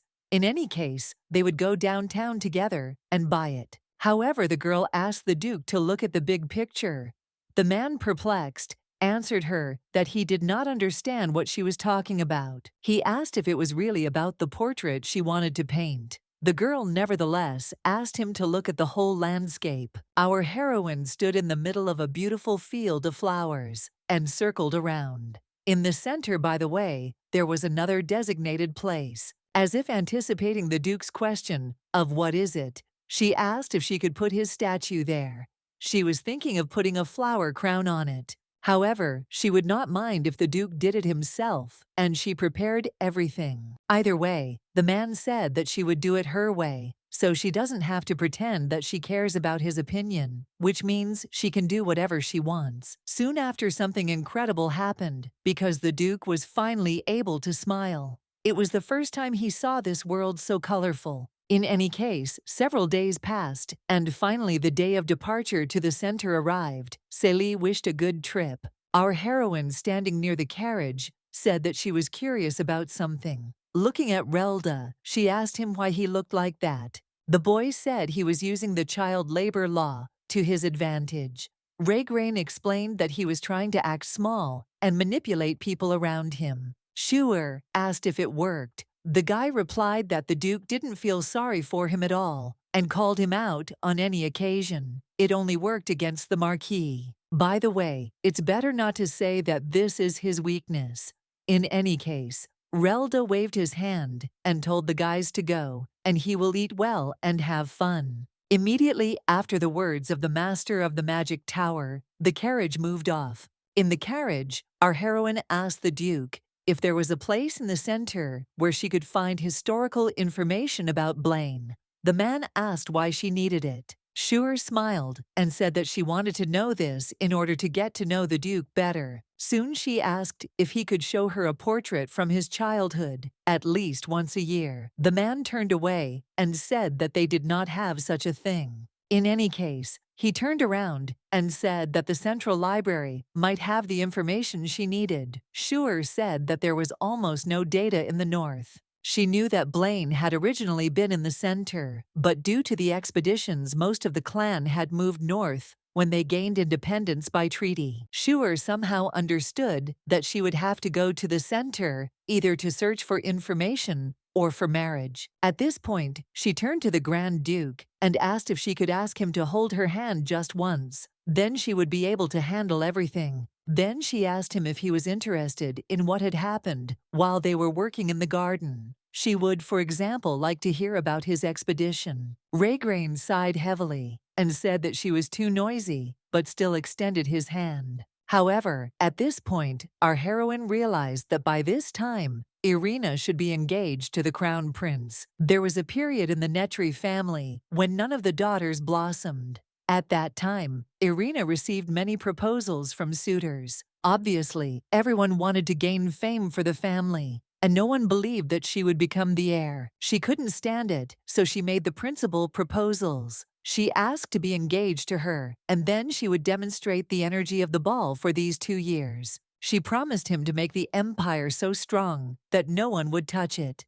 The crown prince kept his promise, and now she must protect him. Sure also knew that her sister's first meeting with the Duke began with a handshake. Our heroine looked at the Duke and asked him what he felt. Puzzled, he said that he felt the handshake. Sure understood that with Irina, he felt differently. She could not replace the main character. Either way, the girl didn't understand why her sister was sure that she would blossom in 2 years. It was unlikely that the power would be transferred to her while she was alive. In any case, after some time, our heroes reached the center. Looking around, our heroine was surprised because the center was very different from the north. At that moment, while the guys were examining the territory, a man approached them and said hello. Raygrain looked at His Highness and greeted him. Our heroine realized that the time had come. This is the same man that Irina chose, and the original Shure loved.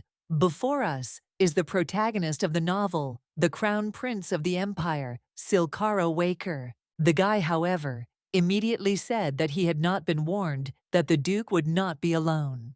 It seems that the daughter of the Netri family is standing in front of him. The Duke nodded his head, indicating that everything was correct. This was Shure Netri, and she would be his life partner. Our heroine greeted His Highness. The Crown Prince asked again in surprise, and then said that he never thought he would hear such news. In any case, they had postponed their tea party because they had heard of the Duke's arrival. Would they like to join in? Shure didn't understand why he was acting as if he were seeing her for the first time. Of course, it was impossible not to know about the original Shure's feelings, because she clearly demonstrated them. The Duke said one way or another that he was not a fan of tea parties. The prince, however, added that the daughter of the Marquis of Henner was also with them. Our heroine was perplexed. Could it be that they were talking about the Marquis from the meeting in the north? Raygrain immediately changed his mind and said that he would not stay with them for long. After some time, Silcaro introduced Duke Blaine,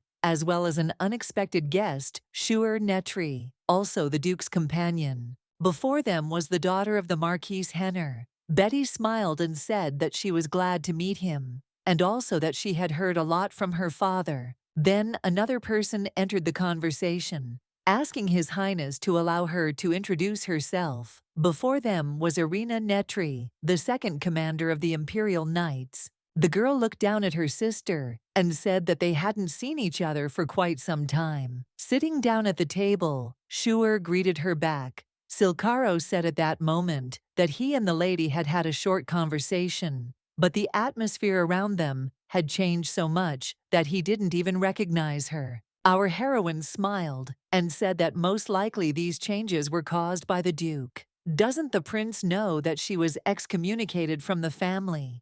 Irina didn't talk about personal matters. Silcaro started to talk about something carefree. Shure noticed something surprising, namely that Silcaro didn't care about anything, while Irina was clearly uncomfortable here. At this moment, the Crown Prince thoughtfully said that he had heard that the Duke had recently participated in an expedition, although this was not a very interesting topic for a lady. Irina, nevertheless, said that everything was fine because she wanted to find out everything herself. The man, in any case, suggested that the swordsman have a separate conversation. He assumed that it was not worth disturbing the other ladies' tea party. At this point, of course, our heroine only begged them not to leave in bewilderment. Shure understood that if something was destined, then it should at least happen before her eyes. At that moment, the prince had already headed in the other direction and was calling the Duke to go with him. Our heroine, nevertheless, grabbed the man before leaving and asked him not to touch anything with his hands.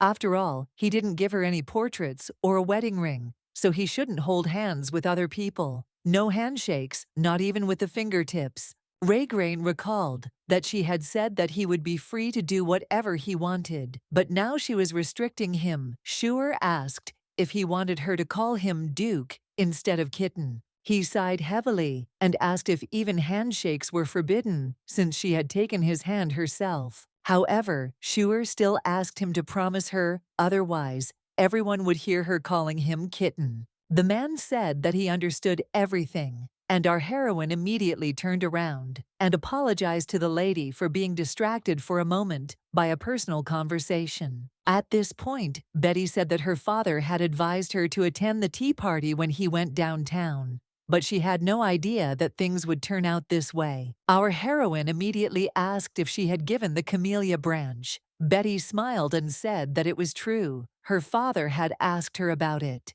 Giving bouquets in the North is certainly romantic. The girl assumed that she and the Duke had a good relationship, by the way, although other people are afraid to ask this. But what did she love about the Duke? Schuer said without a doubt that she loved his tough side. The Grand Duke is responsible, always gets things done, does everything perfectly. She also couldn't help but say that he was patient and willing to listen to others. It was also funny that he raised his finger when he was deep in thought. By the way, he often crosses his arms. After 2 steps, Betty, who was listening to all this, said in bewilderment that she did not know about this. Schuer smiled and said that there were some secret things that only she knew. For example, that his 13th eyelash was a little longer than the others. Betty asked in bewilderment if she really was watching even that. Our heroine replied that she liked to watch the changes in his not very expressive face. At that very moment, a male voice was heard behind her, saying that now he understood why she was looking at him. Turning around, she saw the Duke and the Crown Prince, Raygrain, told Schuer that her words could be heard even in the corridor. Silcaro laughed and said that it was the first time he had seen Lady Henner so talkative. Our heroine was glad that the Duke had already returned. However, looking at them, she wondered, where did Irina go? Why did they come back together? The prince, as if reading her words, said that Irina had some business. No need to be upset. Soon there will be a banquet in honor of the Duke's arrival, and they will meet there. Nevertheless, our heroine was in shock. They barely found a way to come, and he wants to take the Duke for himself. Is this such torture? The Crown Prince at this point said that he could talk about swords all night long, but then everyone would hate him, even the ladies. He said that there were few people in the center who had studied the Blaine style, so everyone was waiting for the Duke to arrive. There was no need to feel burdened, and it was better to enjoy the banquet. After some time, our heroine's bad mood changed to a cheerful one because she didn't know that preparing for a banquet could be so fun. Moreover, they were even given one guest room for 2, together with the Duke. Isn't that happiness? At this point, the man said that sometimes he had the thought that he was just a doll for her that needed to be dressed up. However, Schuer told him that he looked great in any clothes. What was wrong with that? In that case, the man said he was right. Anyway, the girl decided to ask him why he always wore gloves. Raygrain replied that they were important for swordsmen and helped to avoid unnecessary cuts. In any case, he hoped that it wouldn't make her uncomfortable, so he extended his hand to her anyway. Our heroine, however, was not upset at all. On the contrary, she liked the way he took care of himself and others. Schuer was nervous the whole time she arrived in the center, but now she will try to enjoy the area. At that moment, she said that she would soon be able to see the Duke's sleeping face. Raygrain asked in confusion what she was talking about. Schuer smiled and said that he looked great. She was curious to see it, and by the way, the magic recording stone would come in handy. In any case, at this moment the knight began to greet the Grand Duke Raygrain Blaine and his companion, Lady Schuer Netri. Our heroine thought it was pretty funny because she was excommunicated from her family and should have been called by her first name, but they added a last name, so the reason was obvious. It was all about the idea that the exiled daughter had returned as a Grand Duchess. An interesting rumor that everyone would definitely want to discuss. Obviously, some families might be angry if such a position were to be filled by a girl with no last name. As people walked past the crowd, they said that it was as if Schuer had just imitated her sister and flirted with others, but had ended up joining such a family. Schuer knew she wanted to take the surname Blaine, but the banquet was held the day before the marriage license was approved. In any case, the girl, having heard rumors around, asked the Duke if he also thought that she had deceived him. Raygrain asked in surprise if she had deceived him. The girl replied that this was not the case at all.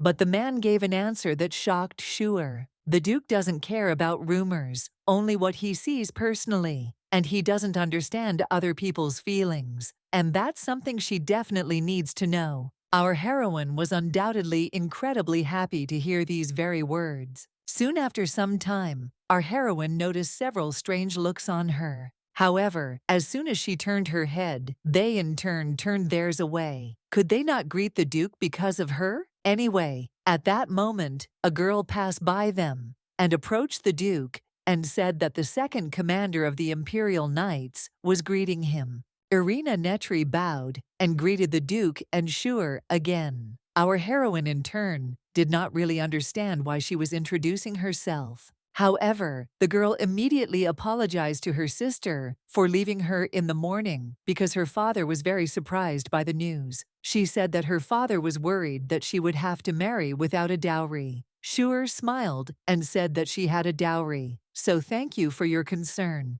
It was still strange that they had sent her away empty-handed, and now they were raising the issue themselves. Irina looked at her sister in surprise and asked if she really had a dowry. However, the dowry was not money, but the best cockerel that she brought with her, and therefore it must be taken into account. The sister, however, knew that Schuer was lying, so she reminded her that she had left empty-handed, and what was that to mean? At this point, Schuer turned to the Duke, telling him that he seemed unable to talk to the other guests because of her, so he might as well take his leave. Raygrain didn't understand what was going on because he didn't really notice people who wanted to talk to him. Turning his head, he noticed a whole bunch of piercing glances at himself. The man sighed heavily and said that he now understood, and in that case, he would be back soon. Meanwhile, Irina thought that her sister had one-sided love, but everything looks completely different. In any case, she decided that their situation was very strange.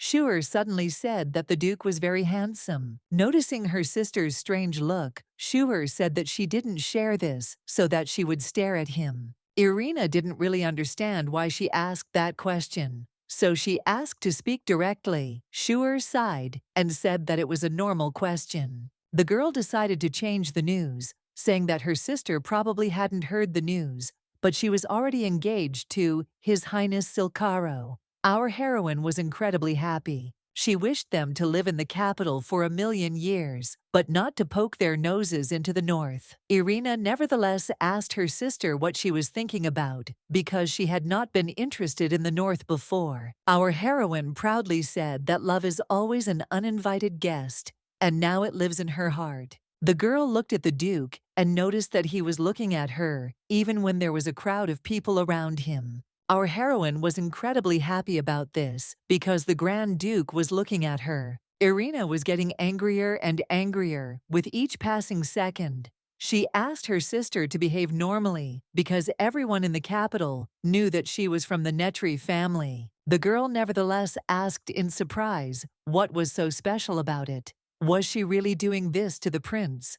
Although it was unlikely, they didn't seem to be particularly close people. Irina asked not to talk nonsense, because for sure everything would end with a simple departure to the north, but certainly not for her. Soon after these words, the girl silently turned around and left.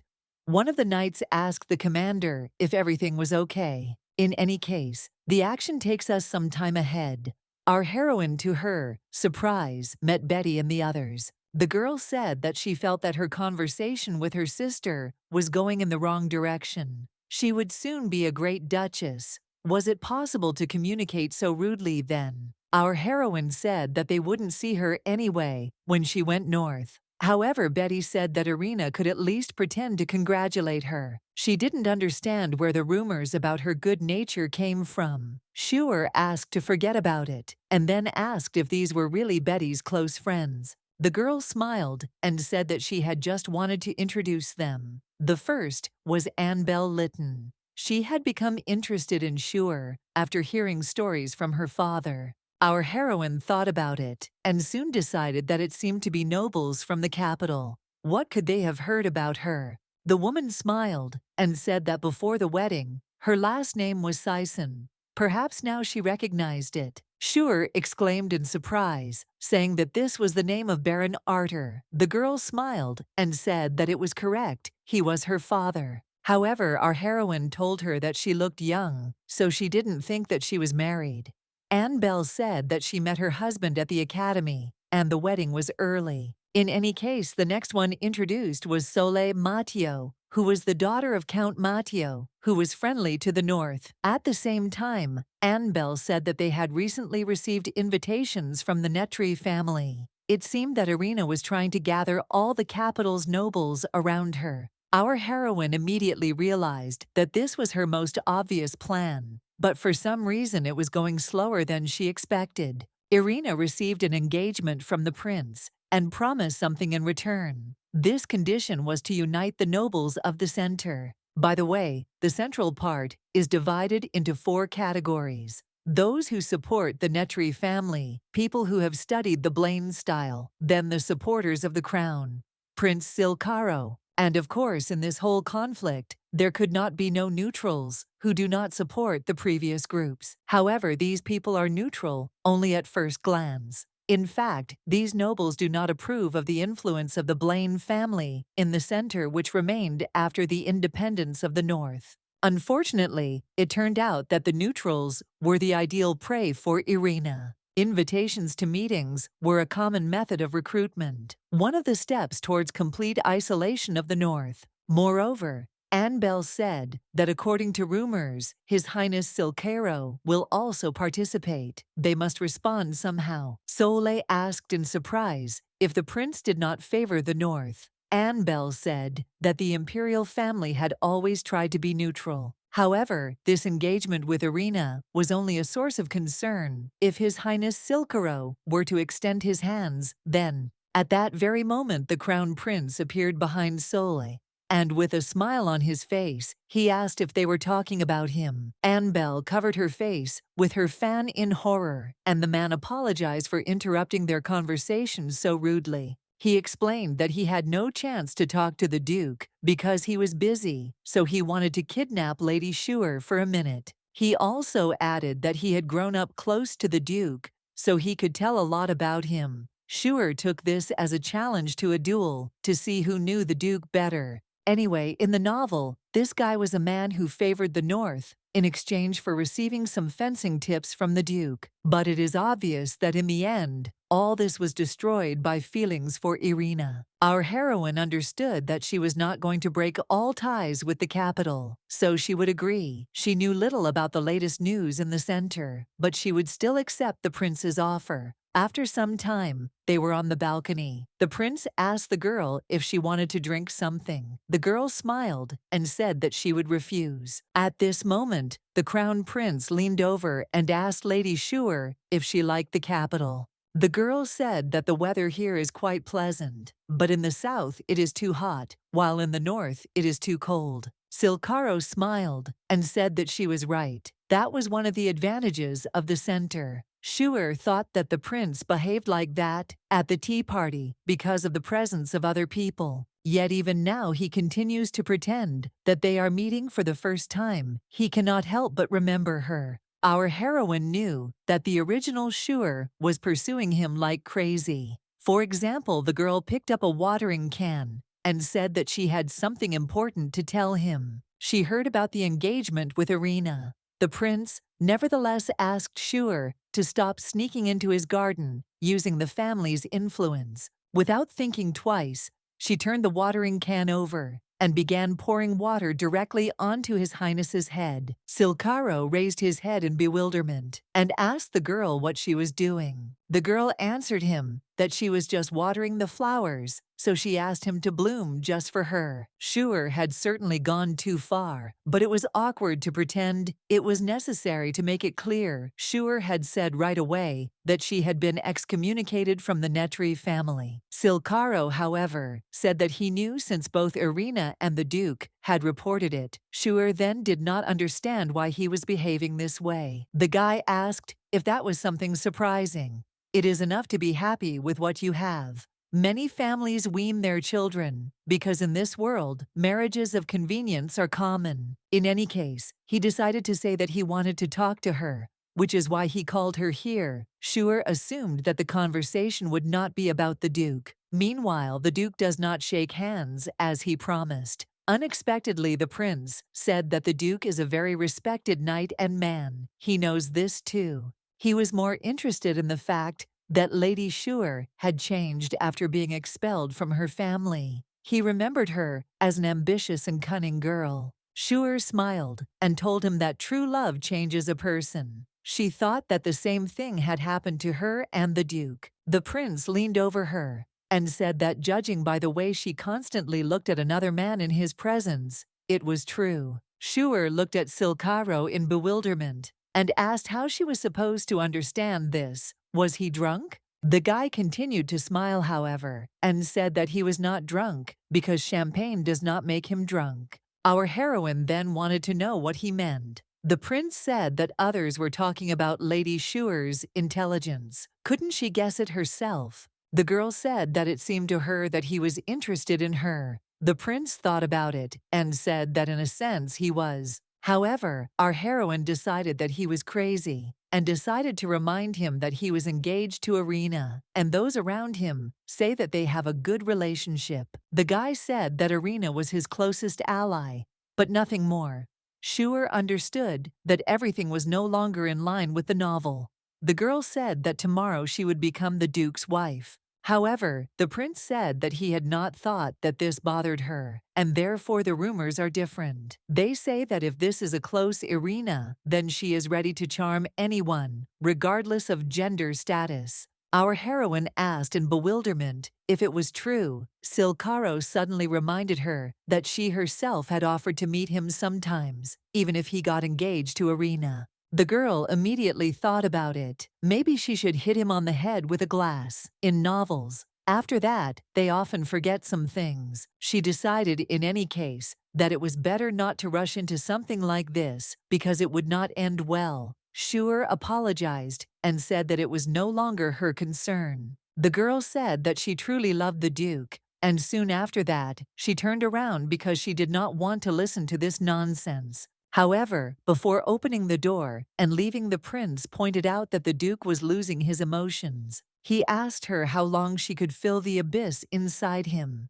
Could she handle it? Our heroine remembered how the Duke tried to fulfill her requests for her sake, so she confidently said that she would be faithful to him until the end of her life. And again, Silcaro started to go to her, saying that the feeling of love will not last more than 3 years.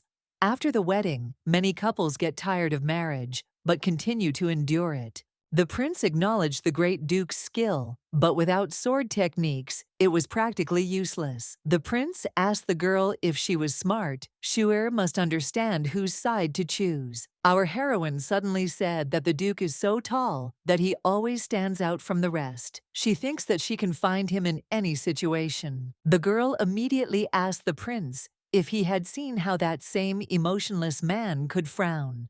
That's her job.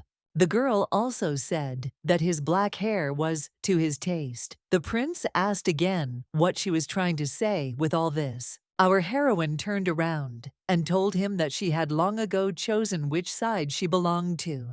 However, just before leaving, the man put his hand on the door and blocked the passage. Turning around, the girl noticed how the prince burst into laughter for some reason, unknown to her. Silcaro soon apologized to Schuer and said that given her past, he wanted to check with what intentions she had in getting close to the Duke. Our heroine looked at this guy with even greater bewilderment and contempt. Anyway, the crown prince continued to laugh and say that it was all just a misunderstanding for which he asked for forgiveness. Silcaro asked her to consider this a kind of test because he was just as worried about the Duke as she was. Schuer knew that this was not a lie and that he really thought so. Our heroine smiled at the prince and told him that she understood what he wanted to convey to her. In any case, she wanted to get to the Duke as soon as possible. One way or another, after a couple of seconds, the girl said goodbye to the prince and went back inside. When she walked in, she noticed all these surprised looks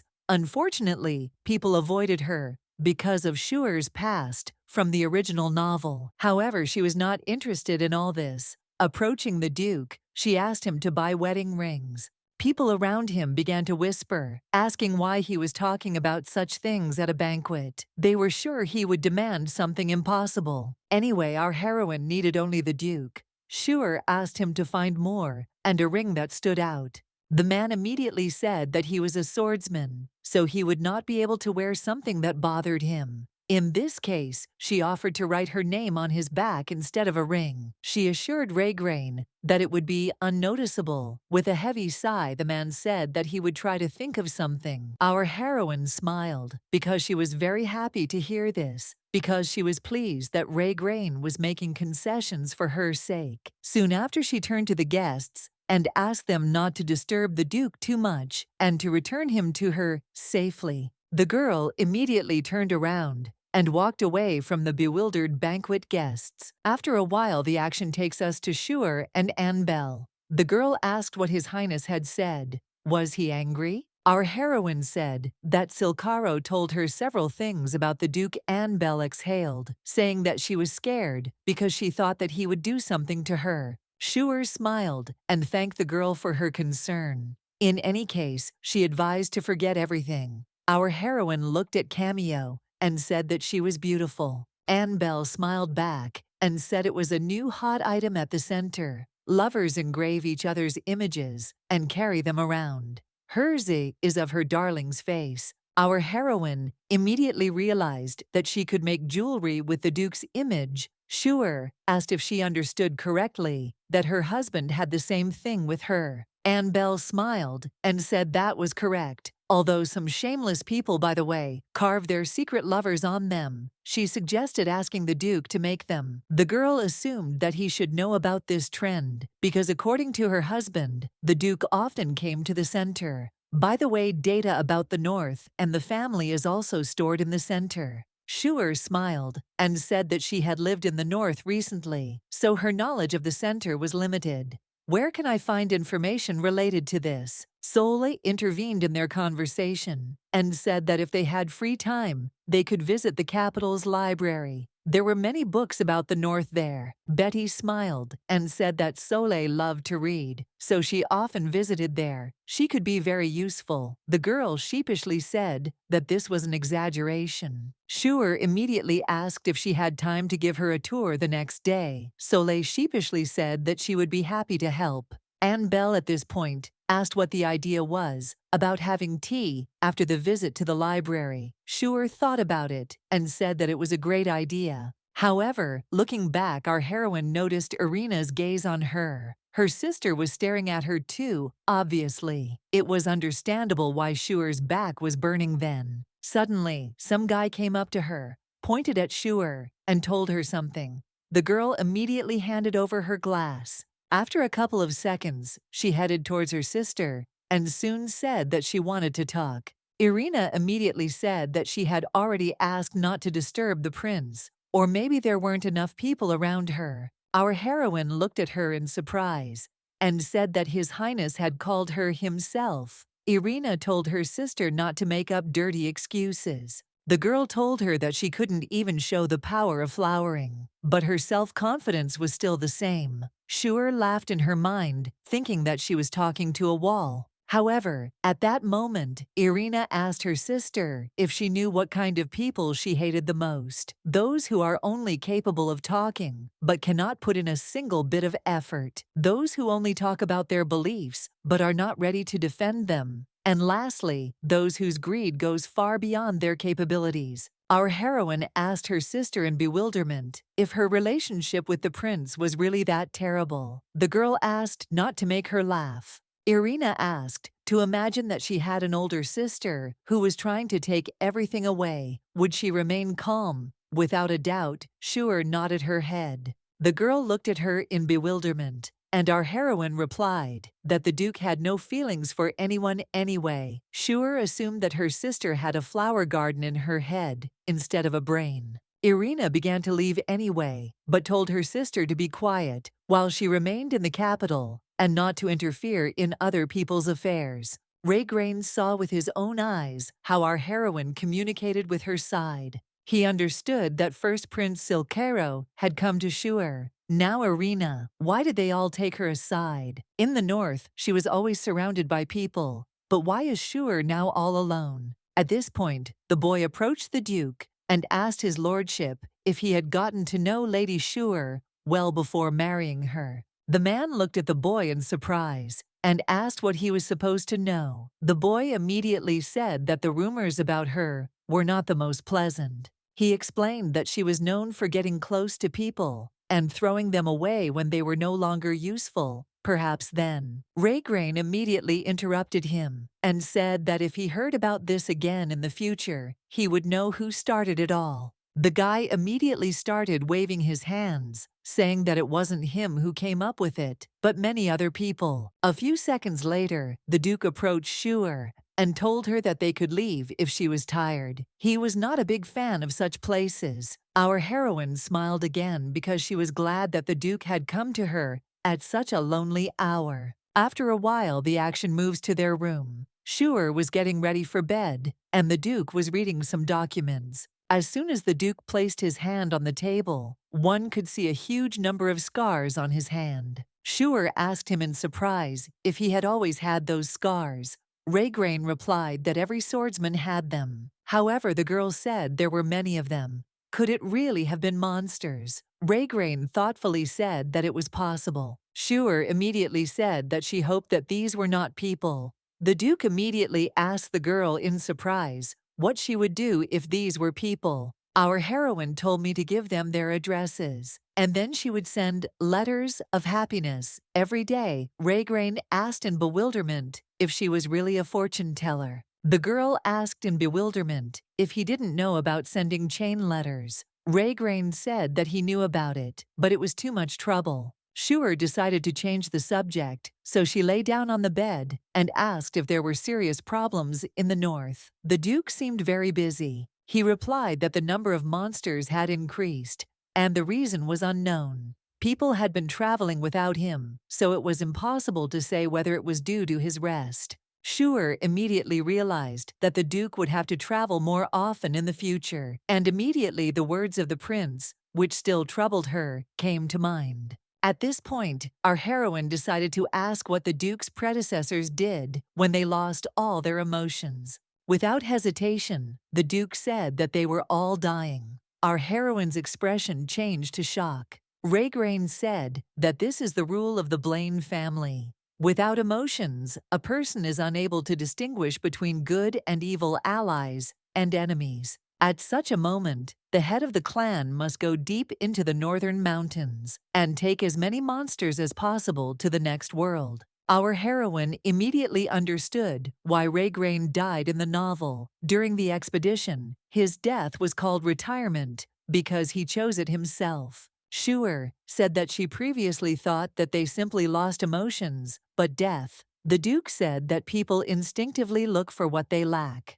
Shuer asked in surprise, what happens next if the heir is not ready? Raygrain replied that the management passes to the Grand Duchess, and she takes the position. Now our heroine understood Relda's words, as well as Sally's words, who asked her to look strong at the meeting. In any case, the Duke said that she had nothing to worry about because his emotions were returning. They should think about additional measures and ask Relda for help.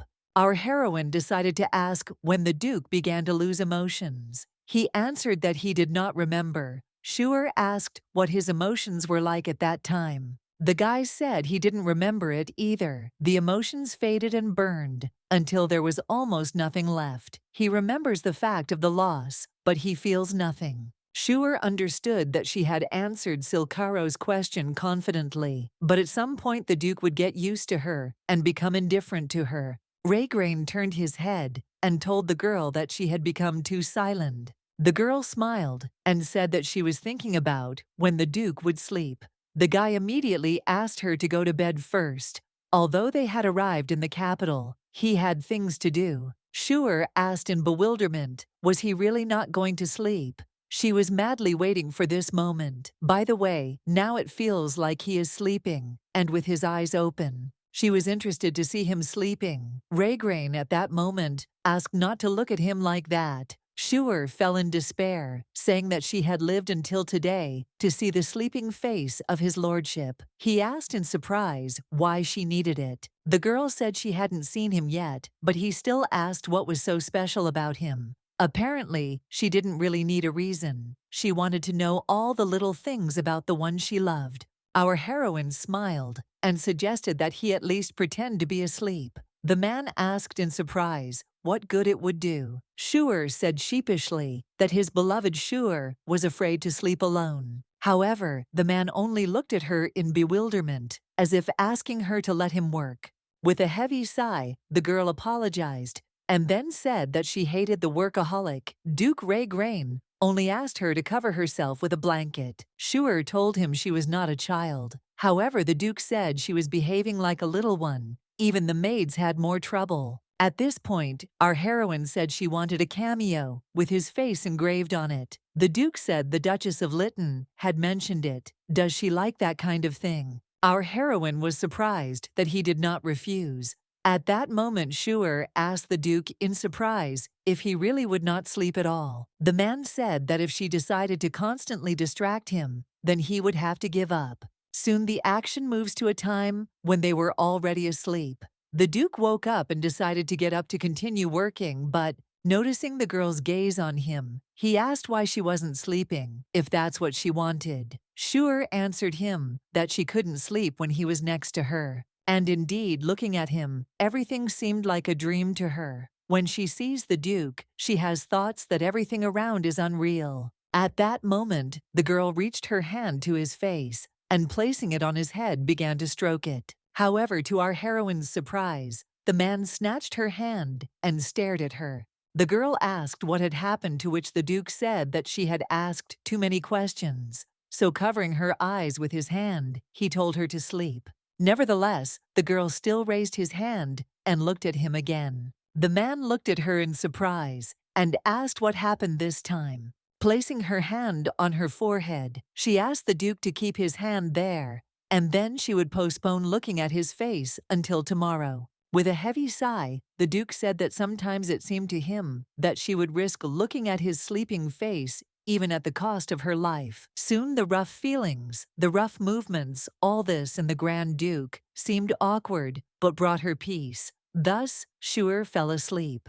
Taking his hand away from her face, he said that she was very noisy, but still had something about her that caught his attention. Then he looked at his hand and wondered what she saw in that hand, that she was showing such interest. The action shifts to the morning. Our heroine jumps up, saying that she is about to see the Duke's sleeping face. Turning her head, she realized in horror that he was already gone, and even his warmth was already gone. The girl immediately became thoughtful. Could it be that the great Duke she saw at dawn was a dream? She decided that if she had dreamed something like that, she should lie down and finish the dream. However, at this point, the Duke said that her behavior did not change even immediately after waking up, and yet it was not a dream. Getting out of bed, our heroine actually saw the Duke, who was getting dressed at that moment. Schuer asked him in surprise if he was really going to the training ground. The man said that he had a lot of things to do in the morning, so he had no free time. He would send the bouquet later. In any case, he apologized if he woke her up because he wanted to leave quietly. Schuer knew that the Duke had many scars, but she did not know that they were so scarred. Schuer smiled anyway and said that everything was fine. She was glad to see him in the morning. The girl started waving her hand and wishing Raygrain good luck in training. Before leaving, the Duke turned to the girl and reminded her that their marriage registration was ending today. Looking at Schuer, the man said that she was now the Grand Duchess Schuer Blaine, and he congratulated her on this. After these words, the man headed out of the room, and the maid said goodbye to him. Immediately after the Duke left, the woman asked the Duchess if she wanted to start preparing. Our heroine, nevertheless, happily asked the maid if she thought Sure and Blaine went well together. The woman smiled and said she was right. Anyway, she apologized and said that the Duchess of Lytton had sent an invitation to tea. What would Sure order? The girl said that they had planned it, so she would write back. However, at this moment, our heroine stopped and asked the maid to wait. The girl jumped up in horror. She couldn't understand was Sure unhappy.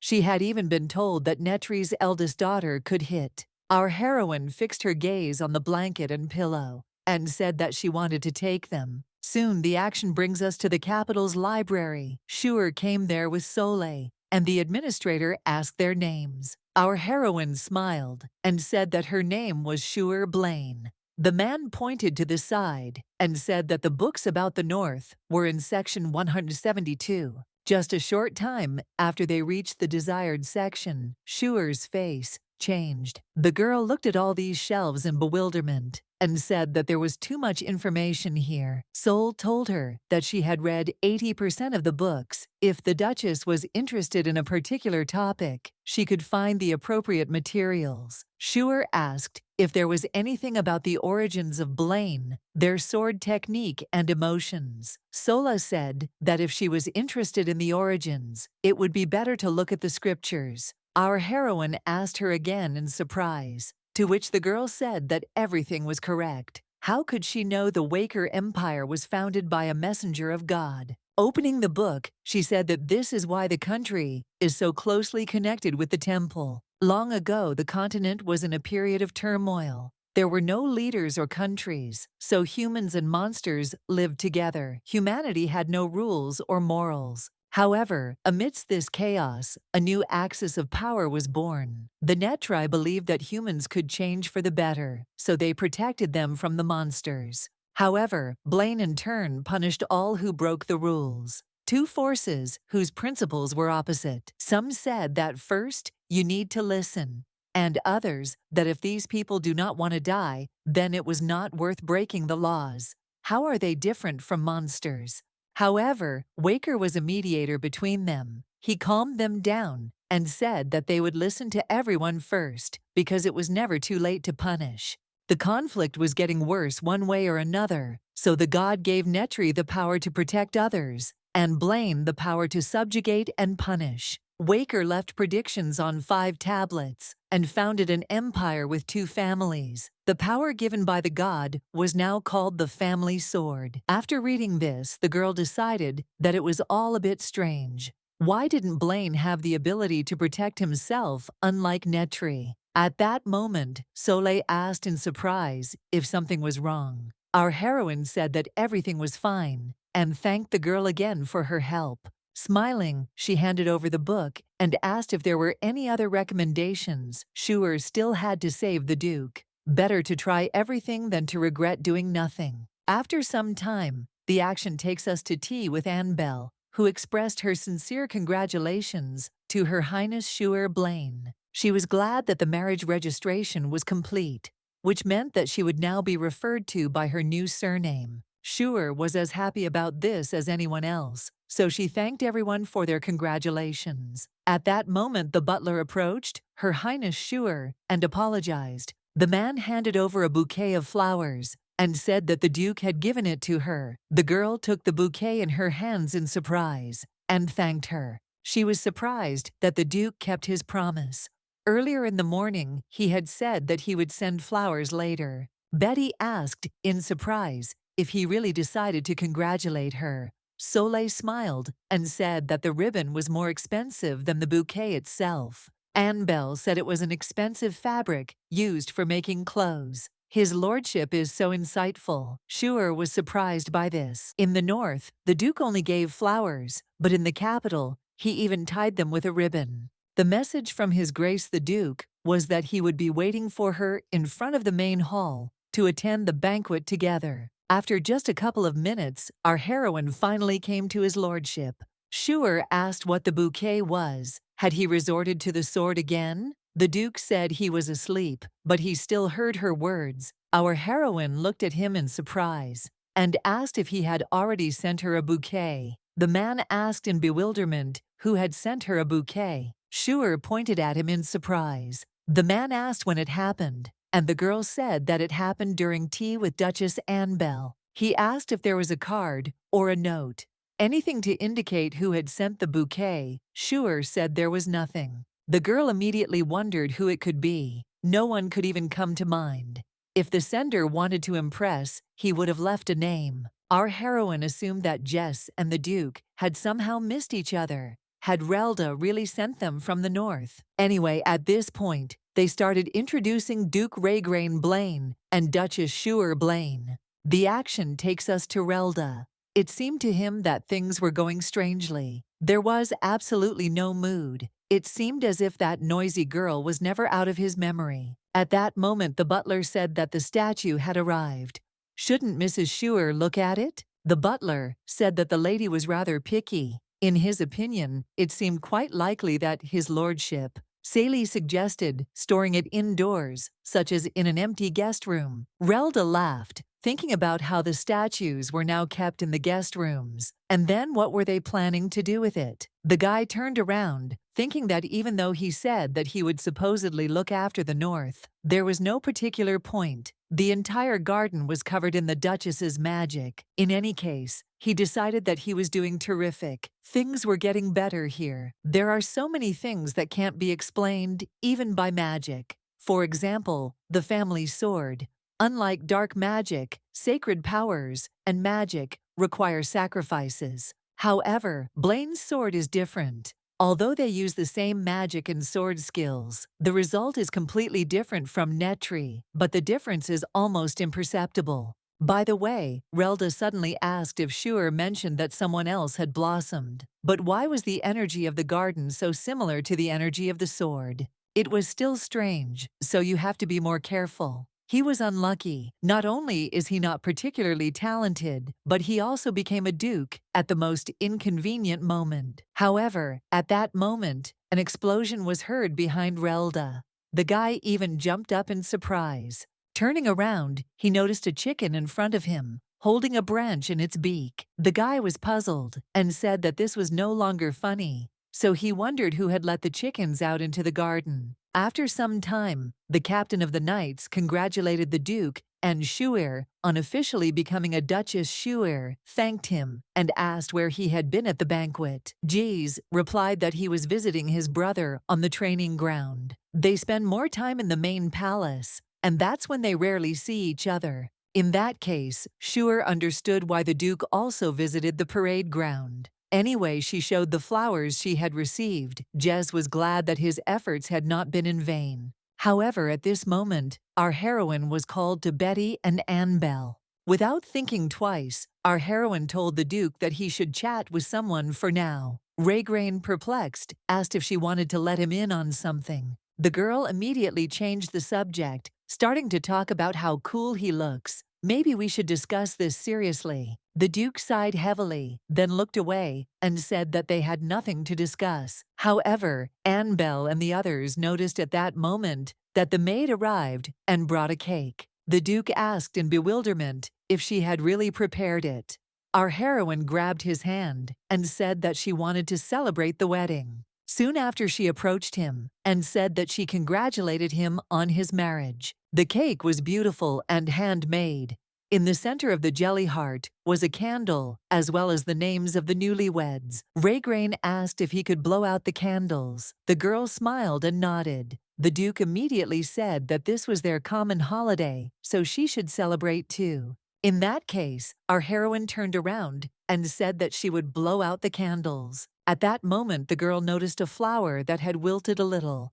It was a pity, but the day was still good. Schuer threw it into the air, and of course, it hung there. But something strange also happened. All the people looked at this flower, which blossomed in the blink of an eye. It was incredibly beautiful. They couldn't understand whether a flower had just blossomed in Schuer's hands. The faces of Irina and her father spoke for them at that moment. People whispered, realizing that they were being told that Irina had inherited Netri's power. But at that moment the Duke asked Shure if he could cut the cake. Our heroine smiled and said that he could cut off pieces, but not the heart. The girl explained that since it was a symbol of her love, the Duke had to cut the part where the heart ended. Raygrain sighed heavily and said that even just cutting the cake was already a task for him. However, at that moment, the Duke was distracted by the clapping that was coming from the side. A man was addressing the lordship and congratulating him on his marriage. As it turned out, it was the Crown Prince who said that he was incredibly happy that he could congratulate them personally. But the strange thing is that at that very moment our heroine froze in surprise. But what was the reason for this? Taking a closer look at the Crown Prince, she noticed His Majesty's ribbon, which was very familiar to her. She immediately realized that this ribbon was exactly the same as the one that was tied on her bouquet that was given to her earlier. The girl understood that no one else in the room had such a ribbon, but it was the ribbon of the central region. At this moment the prince approached the Duchess and asked if he could ask for her hand in greeting. She immediately remembered the words he had said yesterday on the terrace, and now the bouquet. If this was all a coincidence, it was a very awkward one. Anyway, the girl smiled and said that she had no hands. This answer undoubtedly took the prince by surprise. The room was completely silent after this answer. People could not understand what had just happened. Shure asked if his lordship should do so first. It seemed that she had not greeted her. Raygrain said that it was not just a greeting. The girl said that she had a thing about greetings, so she was extremely picky about it. Anyway, the Duke took her hand and kissed it. He looked up at Shure and said that this would be her first time with him. The girl said with admiring eyes that she would no longer wash her hands. At that moment a voice came from behind them, amazed at how people expressed their affection in such a public place. The head of the Netri family said that His Highness Silcaro had shown politeness, so it was rude to respond to it like that. Smiling, the man said that this was the whole moral component of his daughter. Putting his hand on her shoulder, he said that no matter who she was married to, there were still plenty of problems with etiquette. Shure knew she was a duchess, so she couldn't let it slide. The girl at that moment removed her father's hand and told the Duke that the people from Netri apparently lacked courtesy. The man asked in bewilderment if she really wanted to humiliate them. The girl apologized to the gentleman and said that she would send them a bouquet as an apology. Shure turned to the maid and apologized for the request, but there was still a bouquet in her room that she would like to receive and leave this one there. Silcaro at this point was surprised to say that they had both flowers and cake. They probably had a good relationship. The Duke had won the last expedition, and the reason was probably the Duchess. Lord Netri said that if the Duke had already become engaged to Shure, he was thinking of sending a detachment from Netri. He did not want future expeditions to be jeopardized. Our heroine thought that Irina would speak first, but why was she silent? Wasn't this what they had agreed on?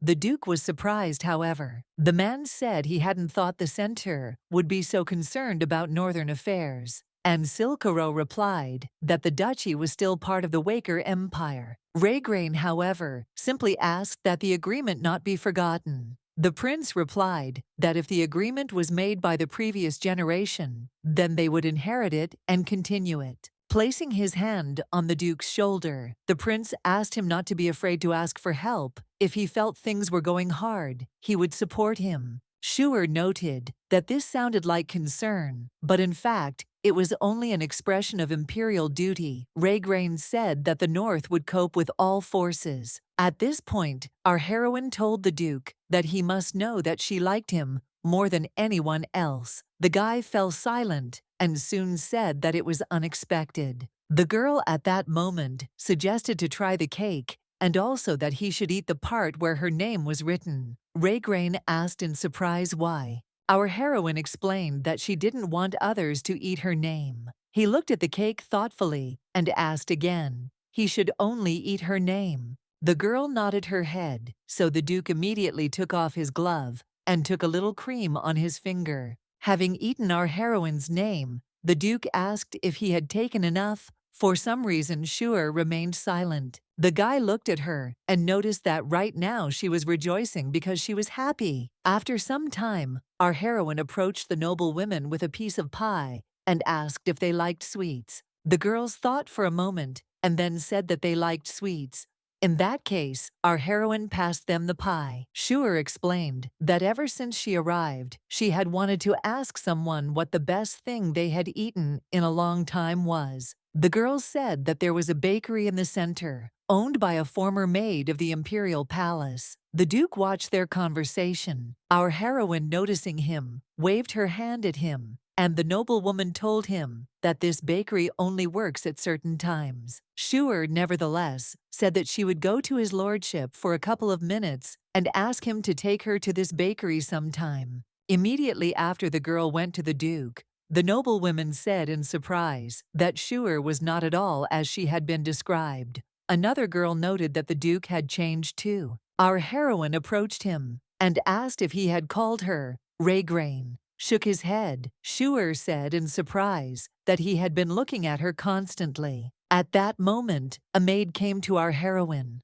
and brought the bouquet she had spoken about. Just looking at the bouquet, the Duke said that the ribbon looked like His Highness's ribbon. Shure said that she noticed it too, so she was going to return them. Raygrain said that he thought she liked flowers. As she was leaving, our heroine turned around and said that she only liked the ones he gave her. Soon, our heroine approached His Majesty, asking for forgiveness for interrupting them. Shure handed the bouquet to the prince and said that she was giving him this bouquet as an apology, as she had promised earlier. Our heroine smiled and said that this bouquet suited him better than her. She knew that it was not often that people used ribbon from their clothes to tie a bouquet. She also knew that Irina probably knew this ribbon. Duchess Annabelle mentioned that such ribbons were used at the imperial court as a sign of secret relationships. Irina immediately noticed the ribbon that was on the flowers, as well as the ribbon that was on His Majesty. Turning her head, she told her sister that she had found the same ribbon quite quickly. Shure sighed in surprise and asked not to misunderstand her. She was only returning what was given to her. She thought it was just a coincidence that the ribbons were the same. The prince immediately began to say that it was he who sent the flowers, because if she was of the Netri clan, he thought that they would please her. This tape does not carry any subtext. However, at that moment, the Duke appeared behind Shure, reminding her that she was now Blaine. The Duchess thought the flowers were from him, so she accepted them. Silcaro said that he understood that such misunderstandings were quite natural, but still. Then he stopped, deciding that even he himself could not explain everything. In any case, our heroine decided that the topic was exhausted, so holding out the flowers to the prince, she said that she would not accept flowers unless they were from the Duke. That's why she decided to return them and was glad that they found their rightful owner. The boy smiled and said that he knew that suspicion would fall on him, no matter what he said, but he was not so stupid as to betray an old friend. Silcaro apologized to the Duchess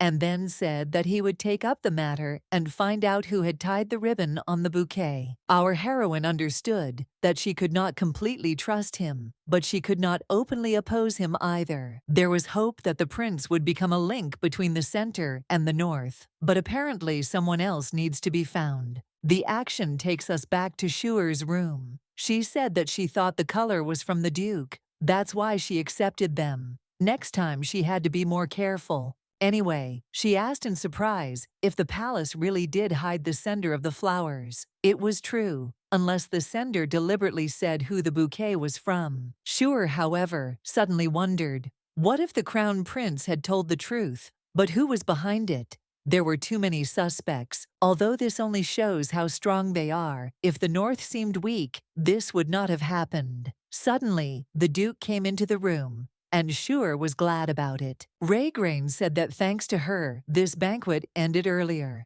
In any case, he asked the maid to leave the room first if she had already finished. Shure was incredibly happy that she would definitely put him to bed tonight. Raygrain asked in surprise what she had put in the cake. The girl cried out in bewilderment and asked what kind of nonsense he was talking about. She would never do that to him. The Duke said in a cold voice that he had not thought he would be pleased with such words. Our heroine, realizing that the Duke was about to undress, was delighted and in anticipation, but at that moment the man turned around and asked the girl to turn away. Shure asked in confusion if she couldn't even look. Raygrain asked her what she thought. The girl sighed and said that it was better to ask 1,000 times and hope that at one point he would say yes. Our heroine began to hug the jacket the Duke had given her. It smelled of him, and she was glad of it. At that moment the man asked in surprise, or rather even reminded her that she had promised him not to sniff his things. He immediately started to speak in surprise about the jacket and the fact that something had stuck to it. The Duke said he couldn't give her the jacket while they were in the capital. Once they got back north, he'd give her something. Our heroine smiled and said that she understood everything and did not want him to feel awkward. The guy said that it looked like a contradiction. One way or another, the girl said that she was worried that her conversation with the prince would ruin everything. Raygrain, however, said that things are better than ever now, so she doesn't have to worry. At this point, our heroine decided to say that the uniform suited her and almost fit her like a glove. The Duke said that even if it did, she couldn't wear it in the capital. Our heroine sighed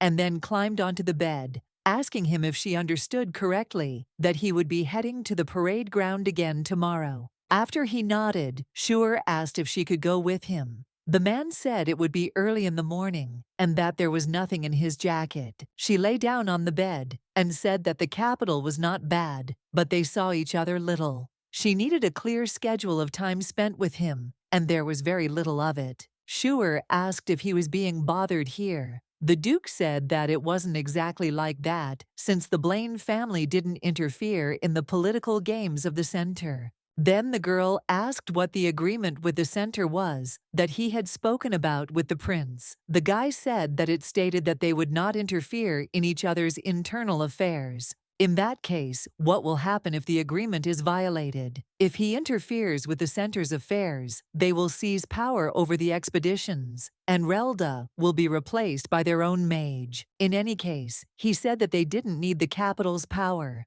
Our heroine, by the way, understood that if she hadn't influenced his emotions, the Duke would have asked the center for help. However, she knew that she wanted Raygrain to kneel. The girl, closing her eyes, began to speak the conclusion to all this. Shure immediately said that she had been drinking tea at Duchess Annabelle's tea party. So why were her eyes seeing triple? The Duke said that she was delirious and advised her to go to bed. However, she said that if there were 3 of them, one would go to the parade ground, the second would work, and the last would stay next to her. In that case, she decided that all 3 would marry her. The guy waved his hand and told her to sleep. The girl still muttered something to herself, saying that she didn't have enough hands for the 3 of them. But there was still one Duke left. Where is he? Finally finding the Duke's hand, she grabbed it and said she had found it.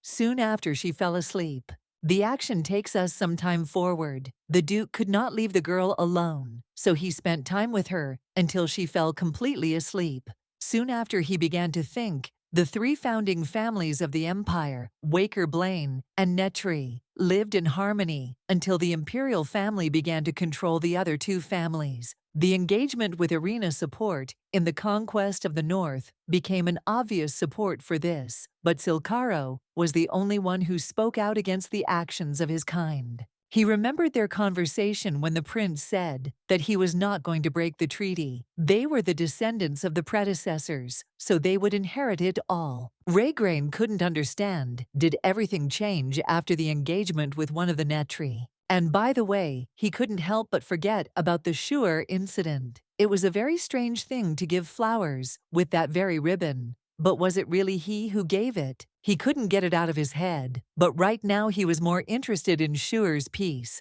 so he continued to hold her hand. Thus the action takes us to the next morning. Jez came into the Duke's room and asked in bewilderment whether he had slept. The man said that he had only dozed off for a couple of minutes. Suddenly, he put the paper on the table and asked the captain of the knights to find a jeweler. The guy assumed that it was about the ceremony, or maybe he was looking for something specific. While dressing, the Duke said that he would like to find a ring with a carving, or something special. Jess stood there in bewilderment, and soon asked if he had misheard it. Why did the Duke need this?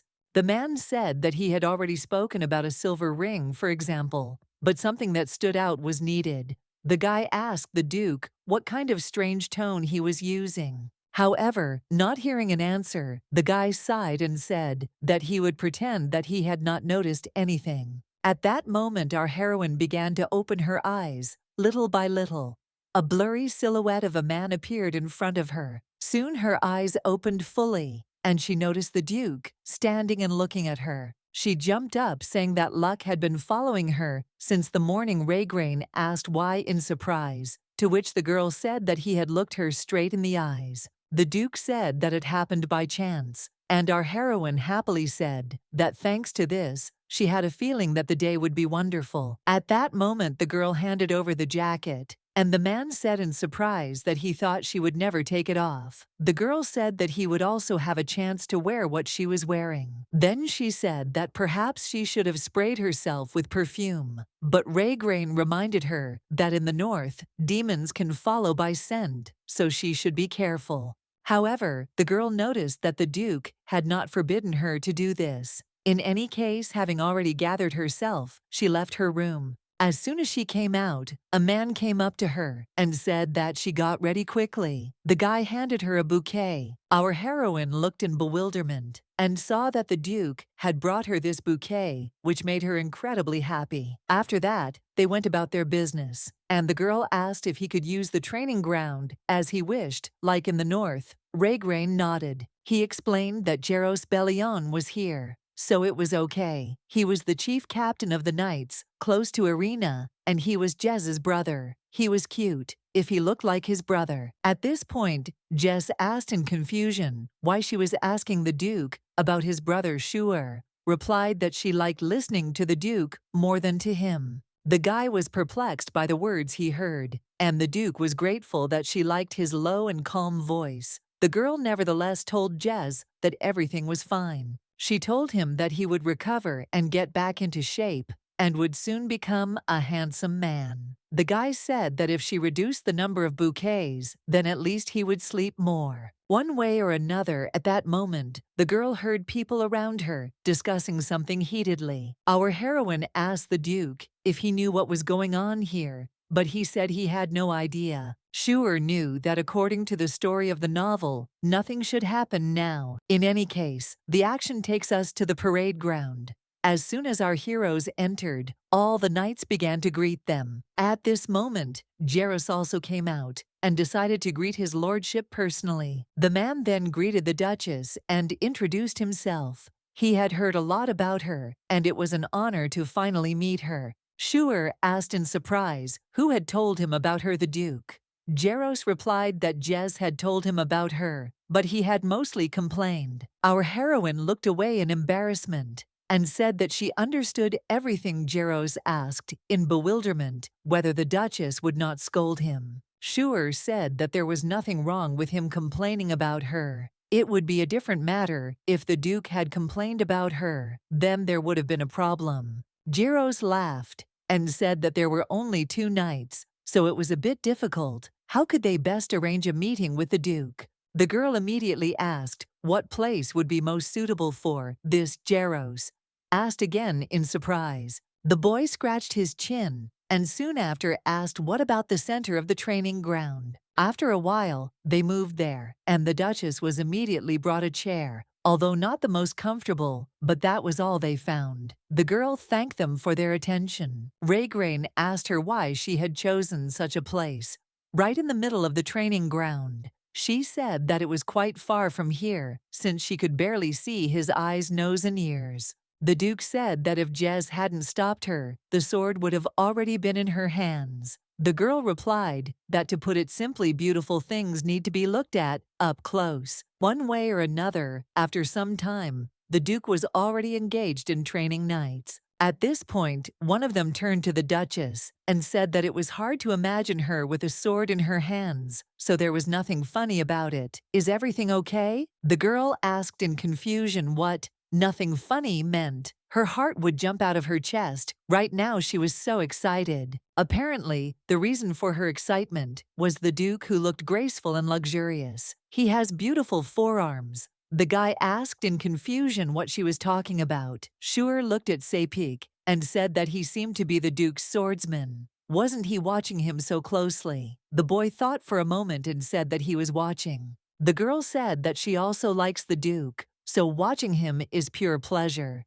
In the North, for example, life depends on training, and all because of monsters. There, the girl could not so freely watch their training, so she asked to understand her and allow her to be here. Sepik apologized and said that everything was fine. However, she noticed that the atmosphere was strange. Was there something wrong in the palace? The guy explained that an envoy from the palace had visited their parade ground, which was why there was such chaos.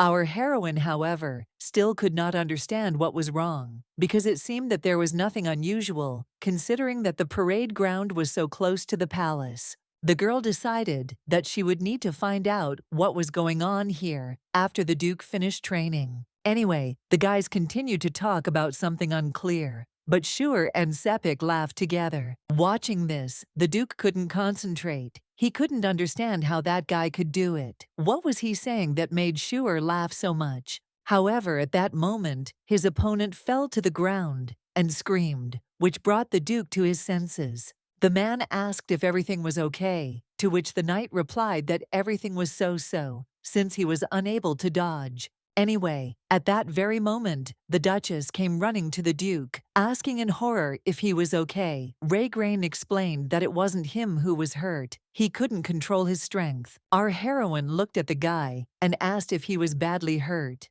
The Duke said that knights, especially these ones, often get hurt. In any case, he said that if they were so easily wounded, then the North would soon come to an end. Shure, without further ado, ran to the chair and picking up a bouquet of flowers, returned to the Duke. The girl approached the knights, but one of them asked the Duchess to step aside. Obviously, she did not listen to these words, but only took out one of the flowers from her bouquet. Soon after, she handed the newly healed flower to the knights and asked them to take it. The man looked at what was happening in bewilderment and said that he did not deserve to receive a flower from her. However, she said that she had not asked him to accept it. He should take it in his hand and hold it for a while. The knights immediately began to whisper. They did not understand what was so special about this flower. Irina, for example, said that the Duchess had never held a sword in her hands. Why would she give a flower to a wounded man?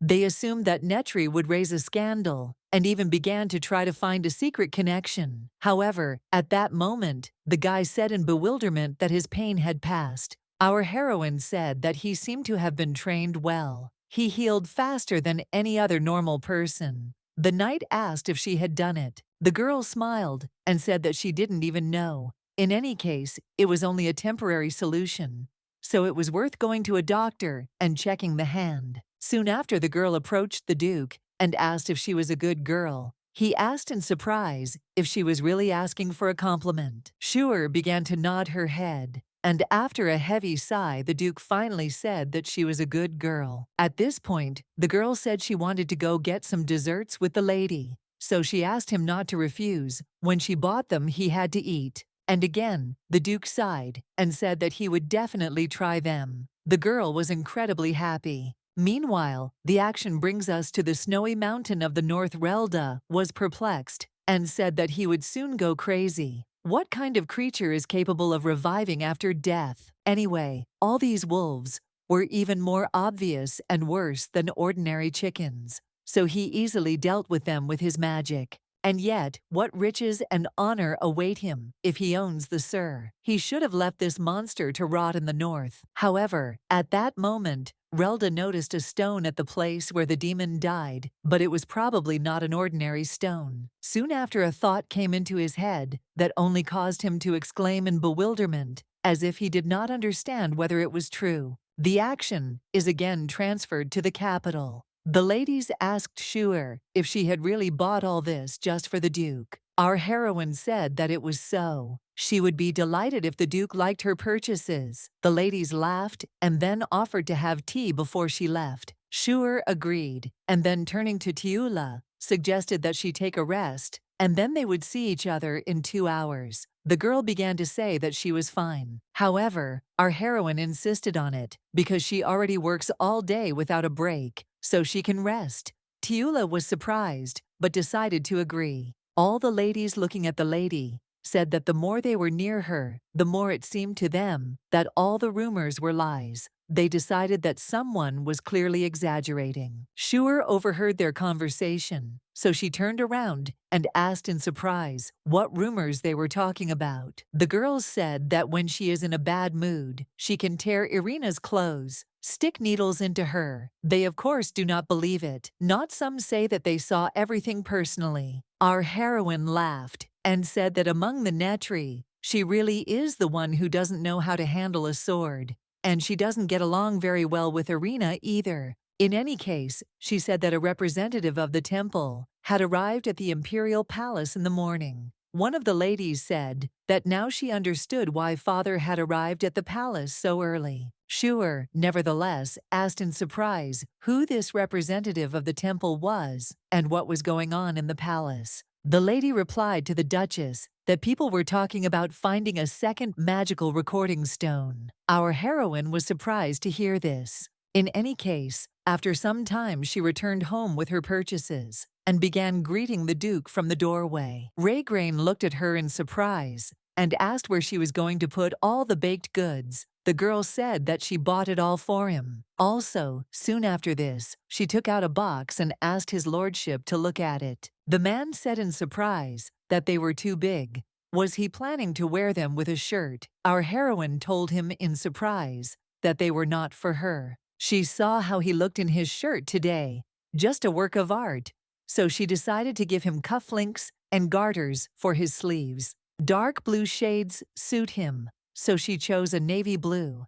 Instead of taking measurements, you can also do something else. She will make a mold according to the Duke's hand. After that, she would fill it with plaster so that the result would be a cast of his hand. Could that be done? Raygrain asked, puzzled if she really wanted to do that right now. The girl, without thinking twice, began to nod her head at the speed of light. Raygrain silently stood up from his chair and began to unbutton his sleeve. Our heroine was delighted. After all, she realized that the Duke would even give her his cufflinks. Nevertheless, he asked her in surprise what had come over her. She explained that she was just glad they could spend time like this. She wanted to take full advantage of it. Raygrain pointed out that there would always be enough time now. The girl smiled and said that she would take him at his word. However, she was thinking about the fact that the second magic stone was found earlier than the first, if compared to the original. She also remembered that Irina's event would be earlier.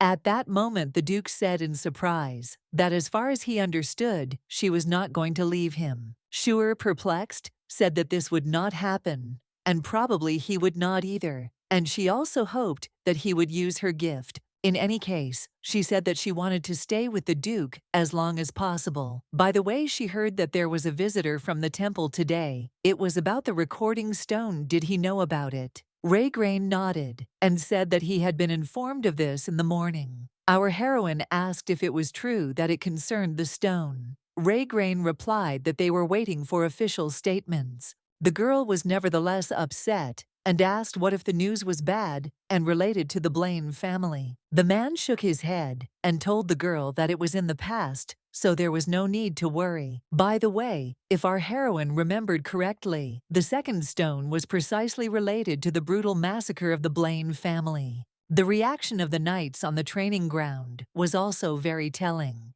If the weakening north is announced on the stone, then everyone around will start encroaching on it. The girl decided that she needed to act as quickly as possible before anyone found out what was written on. At that moment, the Duke poked the girl with his finger and said that it was clear from her face how many things were bothering her, but there was no point in worrying. Raygrain assured her that he would not do anything to upset her. Our heroine did say that it would be nice to have 3 dukes, one in subjection to the empire, one in control, and one more to her. After some time, the duke arrived in the hall to Jaros, and Jaros said that he seemed to have a lot of news. Jess assumed that there were as many as accessories. The duke, who appeared in all his glory, said that he had noticed this correctly. Jaros suddenly said that there are usually months-long queues for such jewelry. He also has a sharp look, so he suits these jewelry. Raygrain said that Schuer had put too much effort into this gift.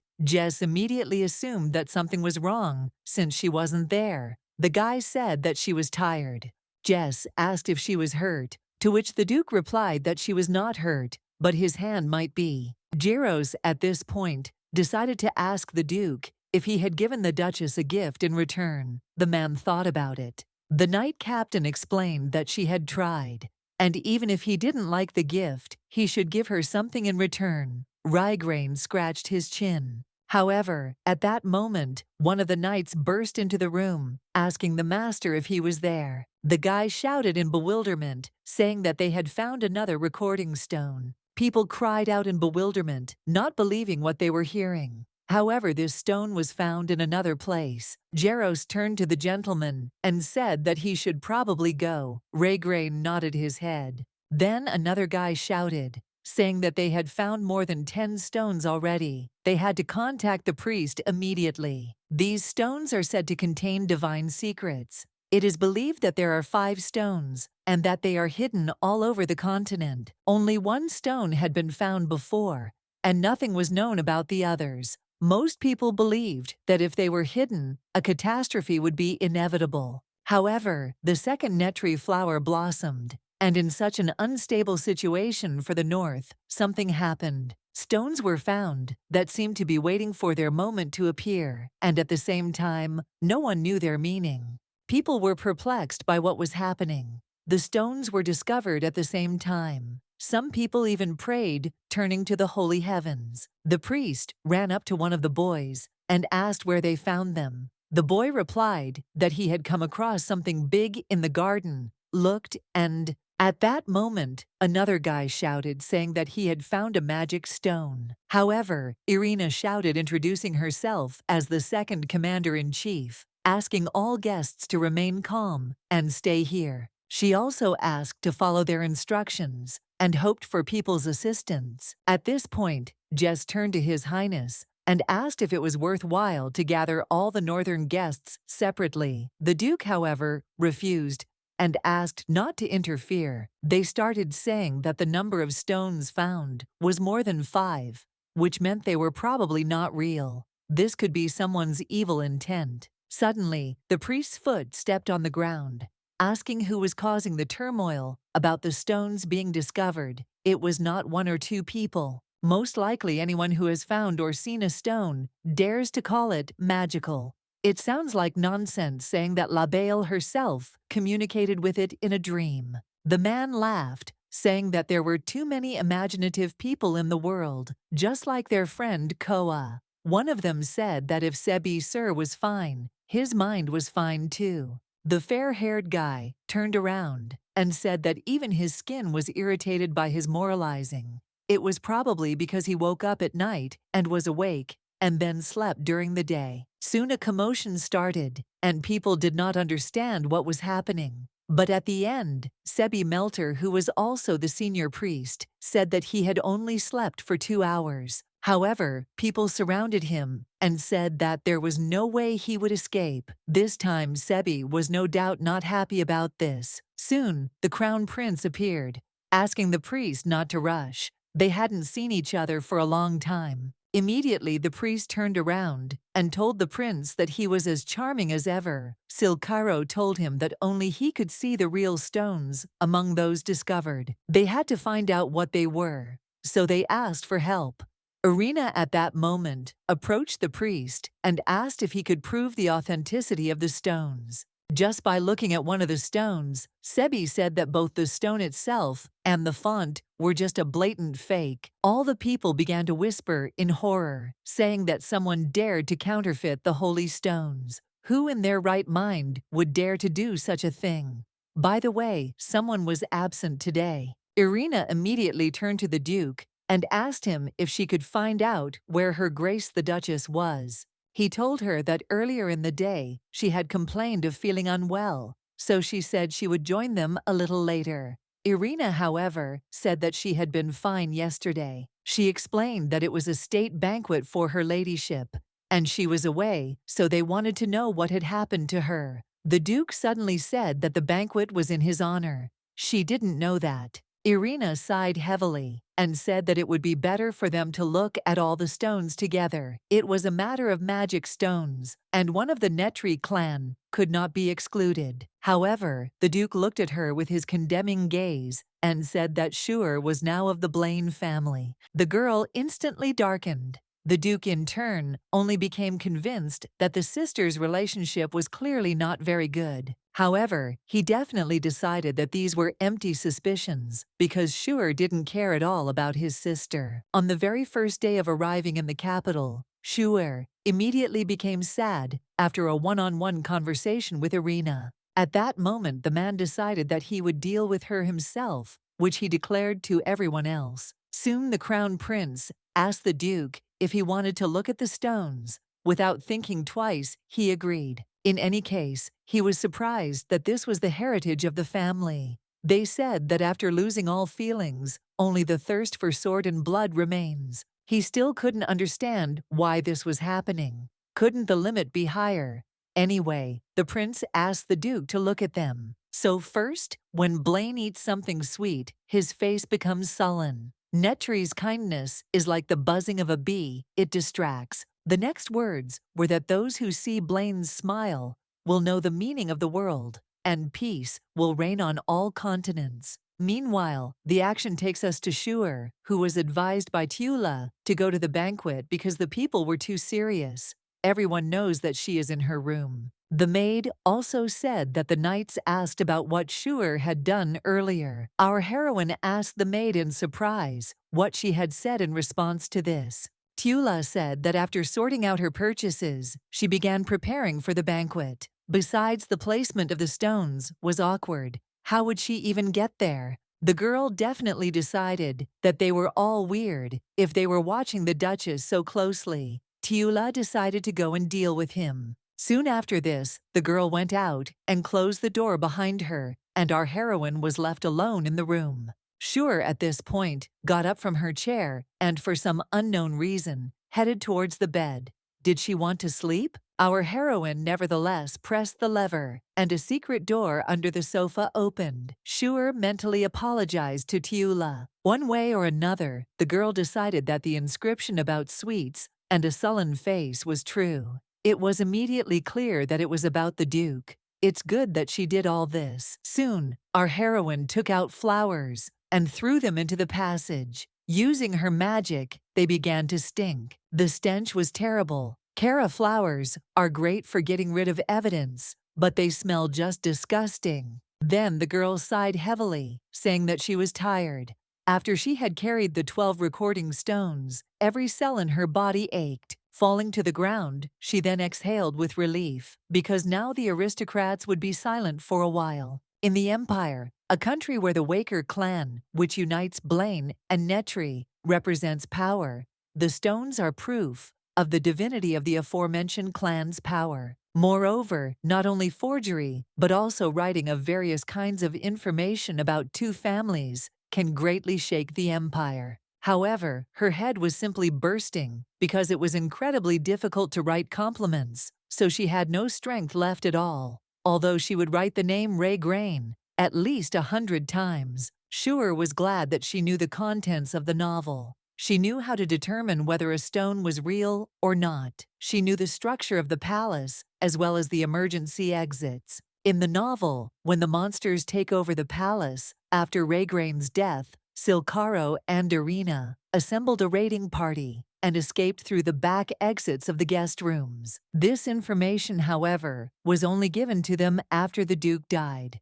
She did not want to end up having to use it, however. Deciding to throw all the unnecessary things out of her head, she told herself that at least she hadn't been caught. That's why she liked the idea of the 3 dukes. Focusing on the capitals rather than the north and confusing the church should have an effect. She thought the Duke brought only good luck. At that moment, a puzzled voice was heard, asking why she thought so. The girl immediately jumped up because she recognized the voice as the Duke's. However, the man immediately asked what the smell was. Suddenly, our heroine started talking about how her neck hurt. For some reason, could Raygrain take a look at it? The man looked at her in bewilderment and said that she had just been spinning around in bed like a squirrel in a wheel. Shure replied that she couldn't even attend the banquet, so she was sad and lonely. She pointed to her hand and said that it might be a rash. Can he see? However, despite the girl's empty words, the Duke decided to approach her.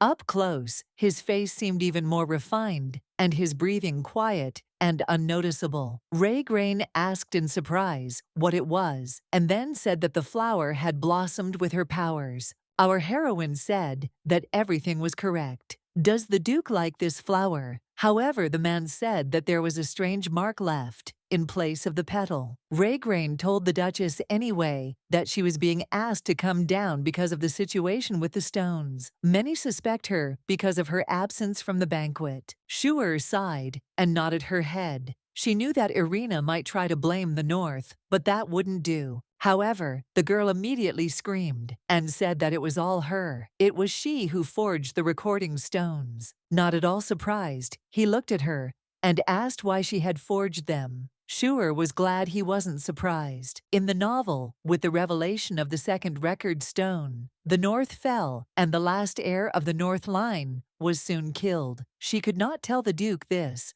The girl said that many people have a strange idea about the North, about the Blaine family. Soon the girl fell silent. The Duke told her that everything was fine and asked her to continue. Shure said that people thought the Blaine family were crazy, enjoying cruelty and murder. Even if the Duke was emotionless, it was clearly unpleasant to hear that. The man immediately said that there was some truth in this. Such rumors are circulating in the capital. Shure asked in bewilderment how he could confirm this, because all this is just rumors. However, taking the Duchess's hand, the man said that this still could not be the reason for the counterfeit stones. The girl said that Annabelle had received an invitation from Netri. All the aristocrats of the capital region had gathered, and she simply wanted to distract their attention. In any case, she said it wasn't entirely in defense of the North. She even wrote specifically well of Netri. Raygrain sighed and said it definitely had an effect. However, the Duke looked at the girl and asked what she was thinking. If she knew that someone could expose her, Shure was glad that he realized that it was in favor of the North. Raygrain explained to her that counterfeiting the stones was treason. Did she know that? Shure interrupted him and said that he was more important to her. The man still said that it was thoughtless. Our heroine asked him not to turn her over to the authorities, otherwise she would call him day and night. Raygrain asked in surprise if she really considered his words a threat. She said that if she passed out while repeating his name endlessly, the blame would fall solely on him, but no one would know anything if he remained silent. There was silence in the room. After an awkward pause, our heroine called out to him in surprise. She hoped he didn't want to rat her out. At that very moment, he flicked his finger on her forehead and said that she was talking nonsense again. He told her that she was now Blaine, which meant that her affairs were now exactly the same as his affairs. Our heroine was incredibly happy to hear these words. The guy, nevertheless, said that he was glad that she understood it. Shure was still in the same shock, but said she understood. Even for him, the unfeeling Duke knowledge meant something. In any case, he headed towards the exit and told her to get ready, and he would wait for her outside. As soon as he left the room, he asked Jess what about his order. The guy said that there was nothing that could arouse suspicion towards the Duchess. Raygrain was glad to hear this, but asked him to be prepared to double-check everything, because the castle had many watchful eyes. Soon, he was standing by the door, waiting for Shure, puzzled by the fact that she had walked around the entire palace, carrying such heavy stones. At that very moment, the girl opened the door and looked out of the door and said that she was ready. He immediately took her hand and said that it was time for them to go down to the banquet hall. After some time, Irina immediately approached the Duchess, telling her that according to rumors, she was late due to poor health. Schuer said that she was not the center of attention. There were so many young ladies around that she felt sick. The girl suddenly asked her why she gave the knight a healing flower. Our heroine answered her that the speed of recovery differs from person to person. Unfortunately, she is not physically strong. In that case, Irina wanted to know what she had been doing during her vacation. Schuer replied that she had been collecting gifts for the Duke. The girl asked again, and our heroine said that she was collecting what he would use when he went north, as well as food that he would eat. And Irina sighed heavily. Suddenly the priest said that Schuer brought a lot of accessories and food. The words of the accompanying ladies and merchants coincided. The girl asked how much she had bought of all sorts, and the guy answered that it was enough to occupy a separate storage room. Irina asked again. The priest said there were blankets, pillows, wooden swords, gloves, candles, cakes, knives, lots of stuff. Almost immediately, Irina turned around and thanked the Duchess for her help, saying that it was time for her to go. Our heroine was incredibly happy because even her sister could not ask more questions. The girl immediately grabbed the Duke's hand. As a result, they didn't have the best relationship, so even a blind person would not notice Irina's bias towards her. However, at that moment, the voice of the senior priest was heard. He asked to find the one who had forged the recording stones and bring him to him. In the novel, by the way, it was mentioned that his appearance is more refined and sophisticated than a girl's, but he is really very handsome. His smile was as if he was happy. The priest understood that this man who had forged the stones knew a lot about the real stones, so he ordered that he be found as quickly as possible. He, Sebi Melter, was the only one on the entire continent who received God's blessing. He became a priest for one simple reason. Even if you pretend to believe in God, you're already being fed bread.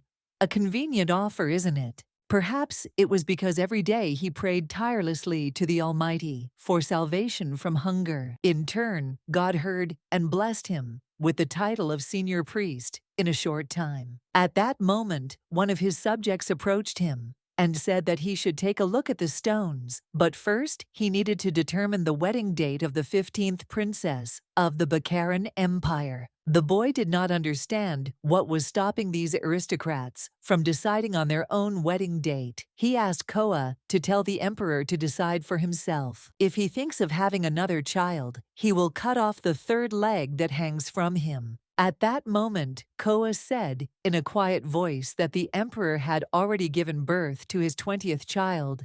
Sebi jumped up and started shouting, saying that it was time to cut. Anyway, is that all? Why were there so many rumors about the recording stones? Because everyone was talking about the mountain being made of these stones. Sebi had no choice but to climb the mountain with the other priests. At the same time, he had to confirm or refute the authenticity of the stones, sort them out, and translate them. All this seemed to drive the senior priest crazy because he was tired of this monotony. However, something else happened. Once again, they said that several recording stones had been found on the castle grounds. Sebi shouted and said that they were all probably fakes, so he asked not to wake him up. However, this did not stop the priests, because after some time, they were already dragging the senior priest on a stretcher. Soon as Sebi saw the stones, his train of thought immediately changed direction. The guy was perplexed and said that in front of him was the symbol of the god Raphael.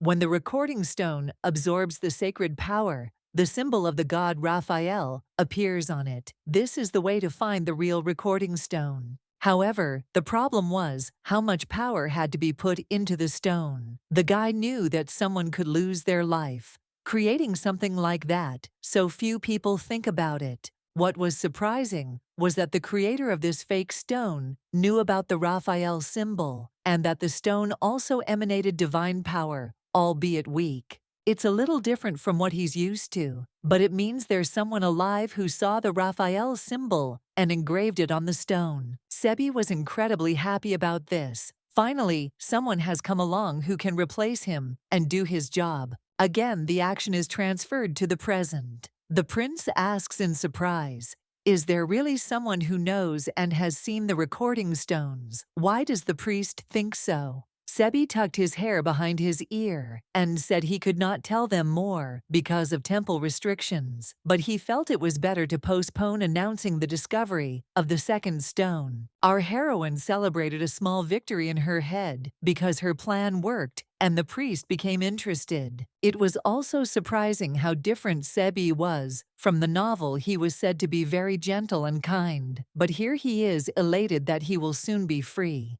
Our heroine approached the Duke and asked if they could trust the senior priest. Raygrain said that he might be strange, but he had never harmed anyone. Schuer understood that forging stones could be an insult to the temple. But, looking at the senior priest, she realized that he looked as if he was only too happy about it. The strange thing was that he also postponed the announcement of the second stone. Our heroine decided that she should talk to him. But at that moment, a woman approached her and asked if everything was okay. The ladies said they had heard rumors that she was unwell. Schuer told them that her whole body ached and that she had probably just been walking too much. The girls, however, said it was their fault because they had heard that it was difficult for her to walk, often in the north. Schuer still said that everything was fine, and she understood how important strength and endurance are. The noblewomen breathed a sigh of relief, saying they were glad to hear it, but still asked Lady Schuer to take care of herself. The girls smiled and thanked them for their concern.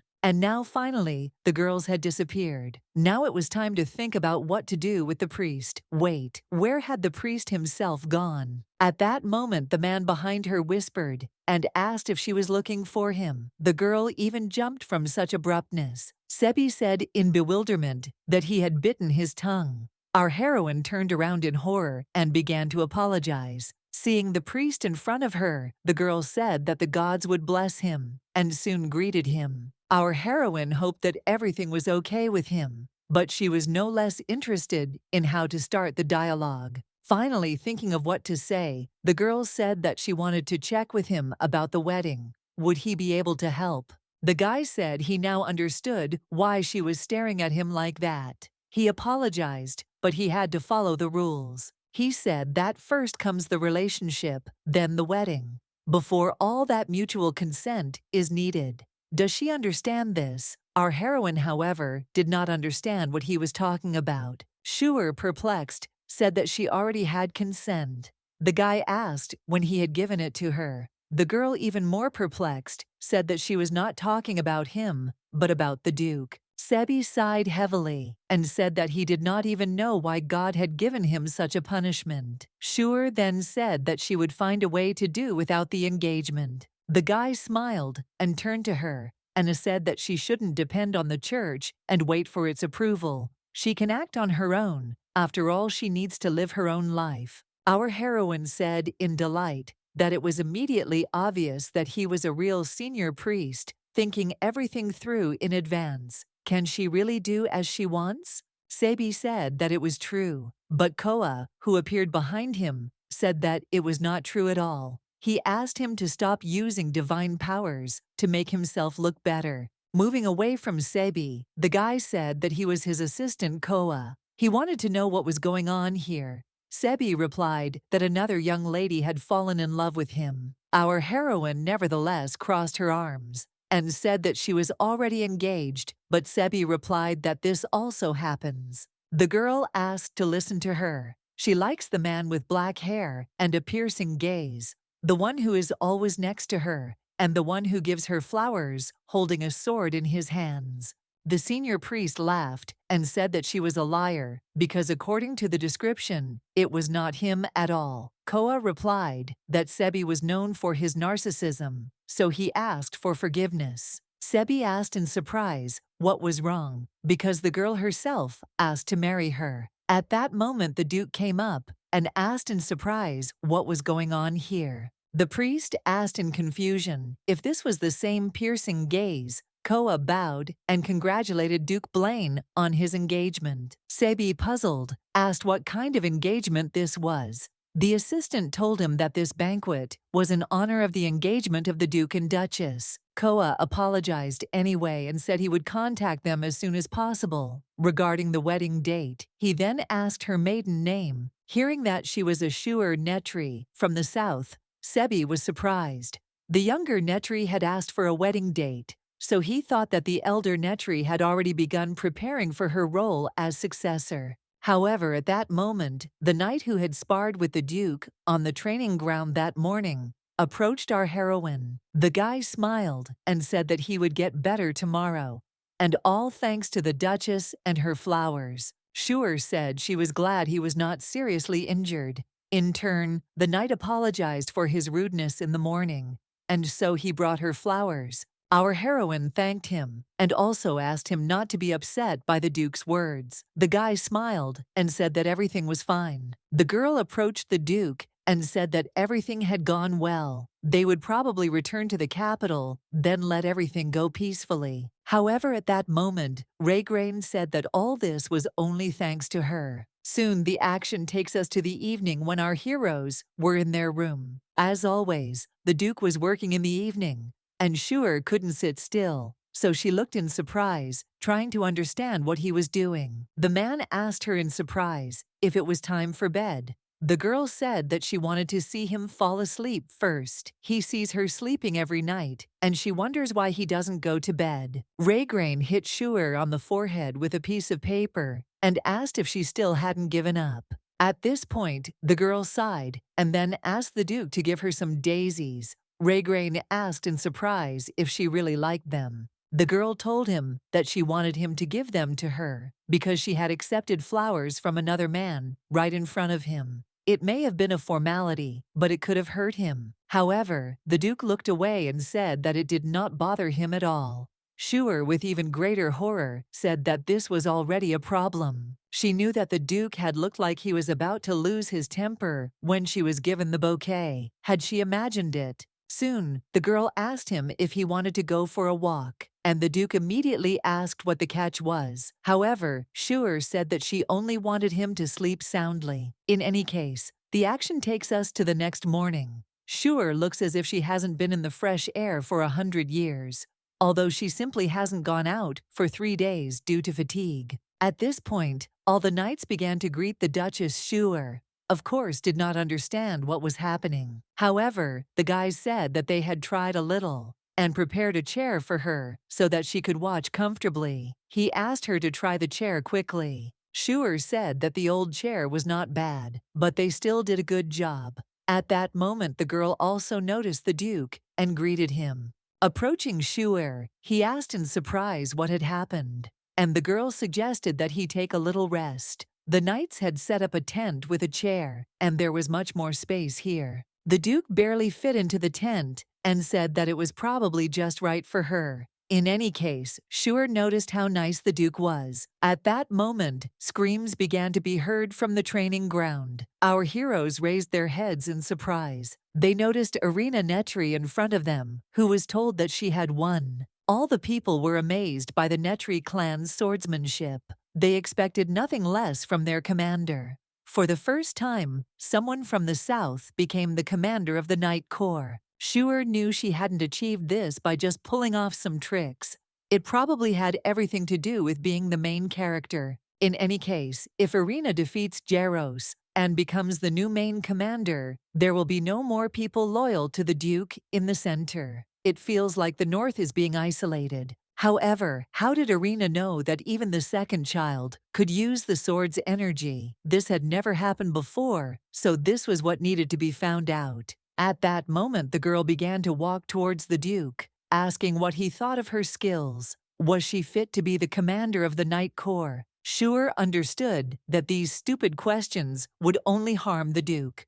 Irina, noticing that there was no answer, decided that they did not like her skills. Our heroine immediately said that the Duke was probably tired, so she handed him a daisy. She handed it to Irina in the same way. Then Shur asked to return them because the Duke gave them to her. In any case, it seems that she needs restoration because she is not confident in her skills. Irina, however, only said in surprise, that the Duke probably didn't understand something. Sure immediately asked for the daisy to be returned. The girl laughed and soon said that she would go, because she still had a lot of work. She did not understand what her sister was bragging about. Anyway, Sure said she didn't have enough flowers, so she asked for more.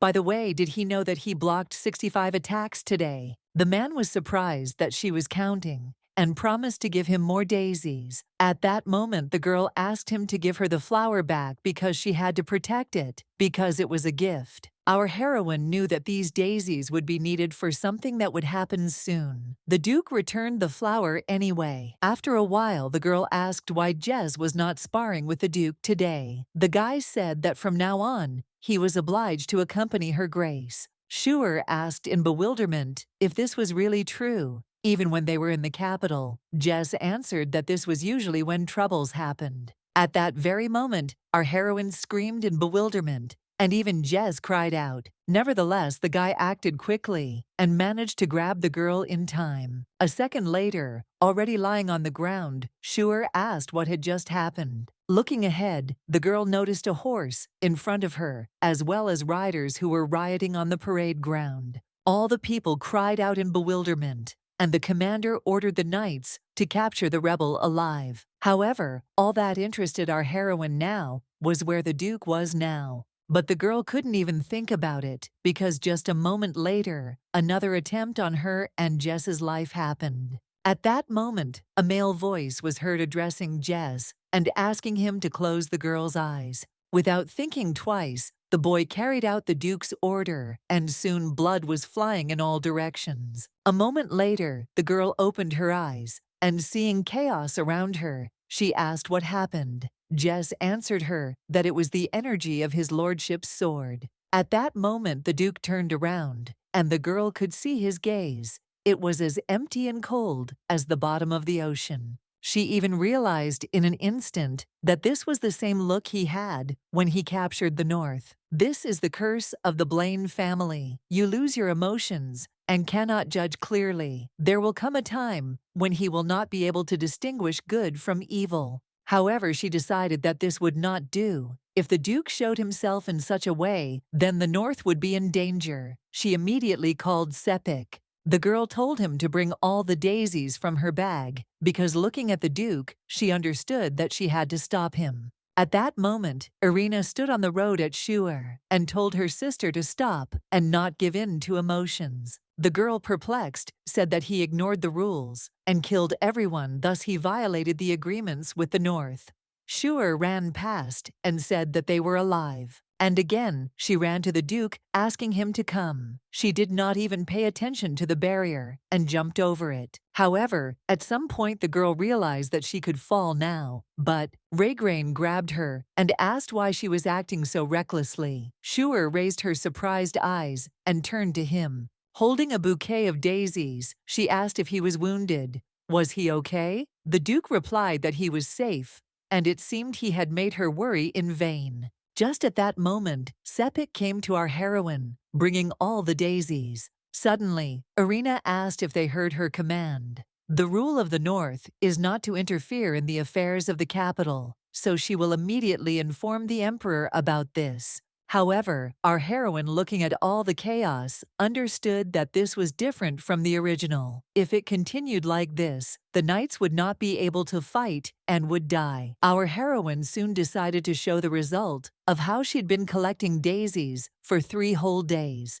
The girl turned to the commander, Irina. The girl said that she agreed with everything she said, but first she would like the senior priest to be called. At this time, the Duke again felt that familiar feeling, the emptiness in which he felt absolutely no feelings. Looking at his bloody sword, he asked himself only one question: why did he pull it out? Even though he looked at the world, as if with a veil before his eyes, he still understood that there was something important. At that moment, Shure's voice rang out, finally pulling him out of his thoughts. The guy saw her, just as she was flying towards him, through a huge rift. Seeing her sweet face, he only asked why she was so stupid.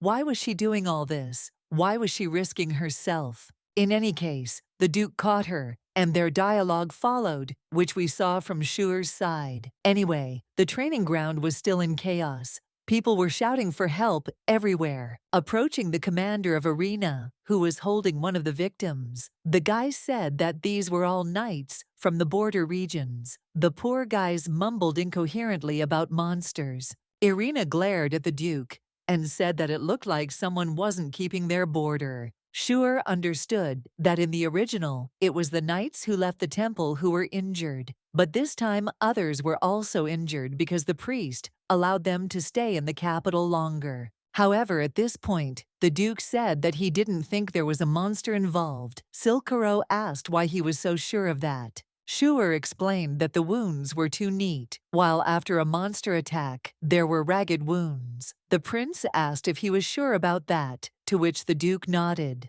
At that moment, people began to whisper among themselves in bewilderment, and our heroine approached the Duke and said that she would distribute flowers to the wounded. Before he let her go, he asked her if she thought it was a monster. Shuer said it wasn't because the Duke had said it wasn't the work of a monster. Raygrain asked in surprise why she believed his words, to which the girl answered him that he said them. Soon after, our heroine went to the wounded knights and, holding out daisies, said that this should ease their pain. In the original, all the wounded were already dead, and the North took responsibility for what happened and found itself in complete isolation. However, it was necessary to confirm that this was not a monster attack. By the way, the power of the daisies was not enough, so it was necessary to wait for the priest. The girl went to another wounded man. Only when they got closer did the horse jump up again and start to howl.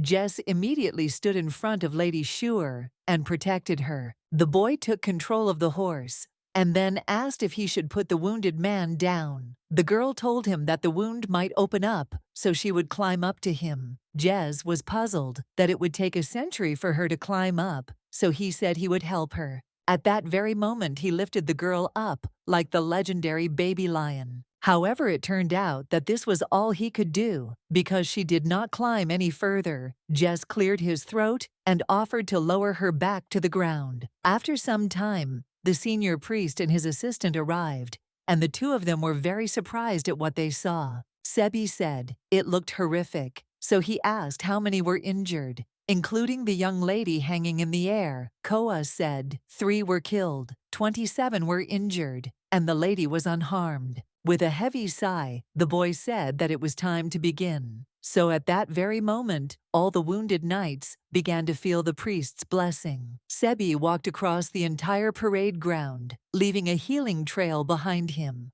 All the knights immediately came to their senses. Our heroine looked at him with admiration and said that it was simply amazing. It wasn't for nothing that she carried the stones. Sebi stood up proudly and said that it was true she could continue praising him. The girl said that he was so powerful that his strength practically united the South and the North. The guy replied that it was obvious, so he wouldn't even consider it a compliment. Then Shuer said that she was ready to give him her entire fortune. The guy asked in surprise how much money she had in her possession, but in the end, she gave him a chamomile and left. Soon the priest noticed that all the knights were holding these flowers. He asked Koa what they were holding, to which the assistant replied that they were all flowers. Sebi shouted in confusion and said that it was clear. Koa then said that it was daisies. The priest shouted even more, saying that he had not asked what kind of flower it was. Koa guessed that it was the same flower he had in his hand. Sebi sighed and said that he thought he was blind. By the way, where are the compliments on his beauty today? The guy also asked why he had never heard of the heiress of the Netri clan blooming daisies. Koa replied that as far as he knew, she bloomed not them, but lantana. The boy asked this because the sacred power of the daisies was similar to the sacred power he felt from the stones. Looking at the two Netri ladies at the same time, the guy realized that 2 strong ladies had gathered in one family, which was interesting. The Duke asked the boys if they were sure it was a monster. They began to answer that they were not quite sure, because everything happened too fast, but he thought it was a monster. Irina looked at them and asked if they remembered what he looked like. The guy said that he had red ruby eyes. He was huge like a castle. Shuer asked if such a monster really existed. The guy sighed and said that about 300 creatures fit this description. At this moment, Irina ordered punitive troops to be sent to the border immediately. The Duke, meanwhile, said that the scars were too neat. What did the monster attack with? The knight replied that they were attacked with claws as sharp as knives. Then he asked if the monster was alone, to which the boy nodded in surprise. At that moment, the Duke said that monsters usually moved in groups. If this monster had claws, then its intelligence had not reached the level where it could use weapons. He had never heard of such a monster before. The knight began to panic and proved that it was definitely a monster.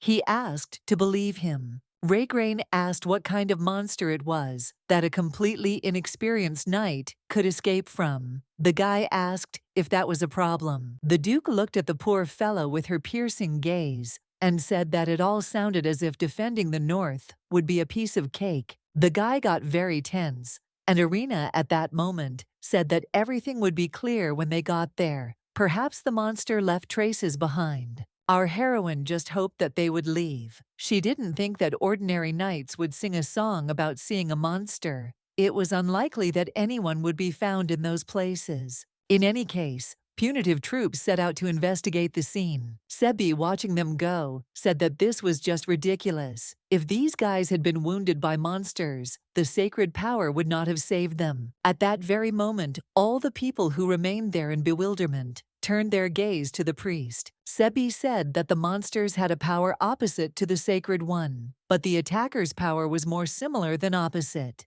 Silcaro immediately turned around and asked Tepper in confusion what was going on here. He was waiting for an explanation. The guy tried to say something else, but he understood that he was in a complete trap, so there was nothing else left to do. At that very moment, the knight grabbed Shuer and ordered everyone to stand in their places, otherwise he would do something they did not want to see. The gaze tried to do something, but Tepper continued to hold the Duchess hostage. The prince tried to have a peaceful dialogue with him. Sebi, confused, asked what was going on. Koa suggested that Shuer was now apparently a hostage. Sebi, confused, said that he had figured it out without him. The priest shouted and said that if he healed the Duchess, if she was hurt, this guy was not a monster. Shuer sighed, thinking that at least something calmed her down.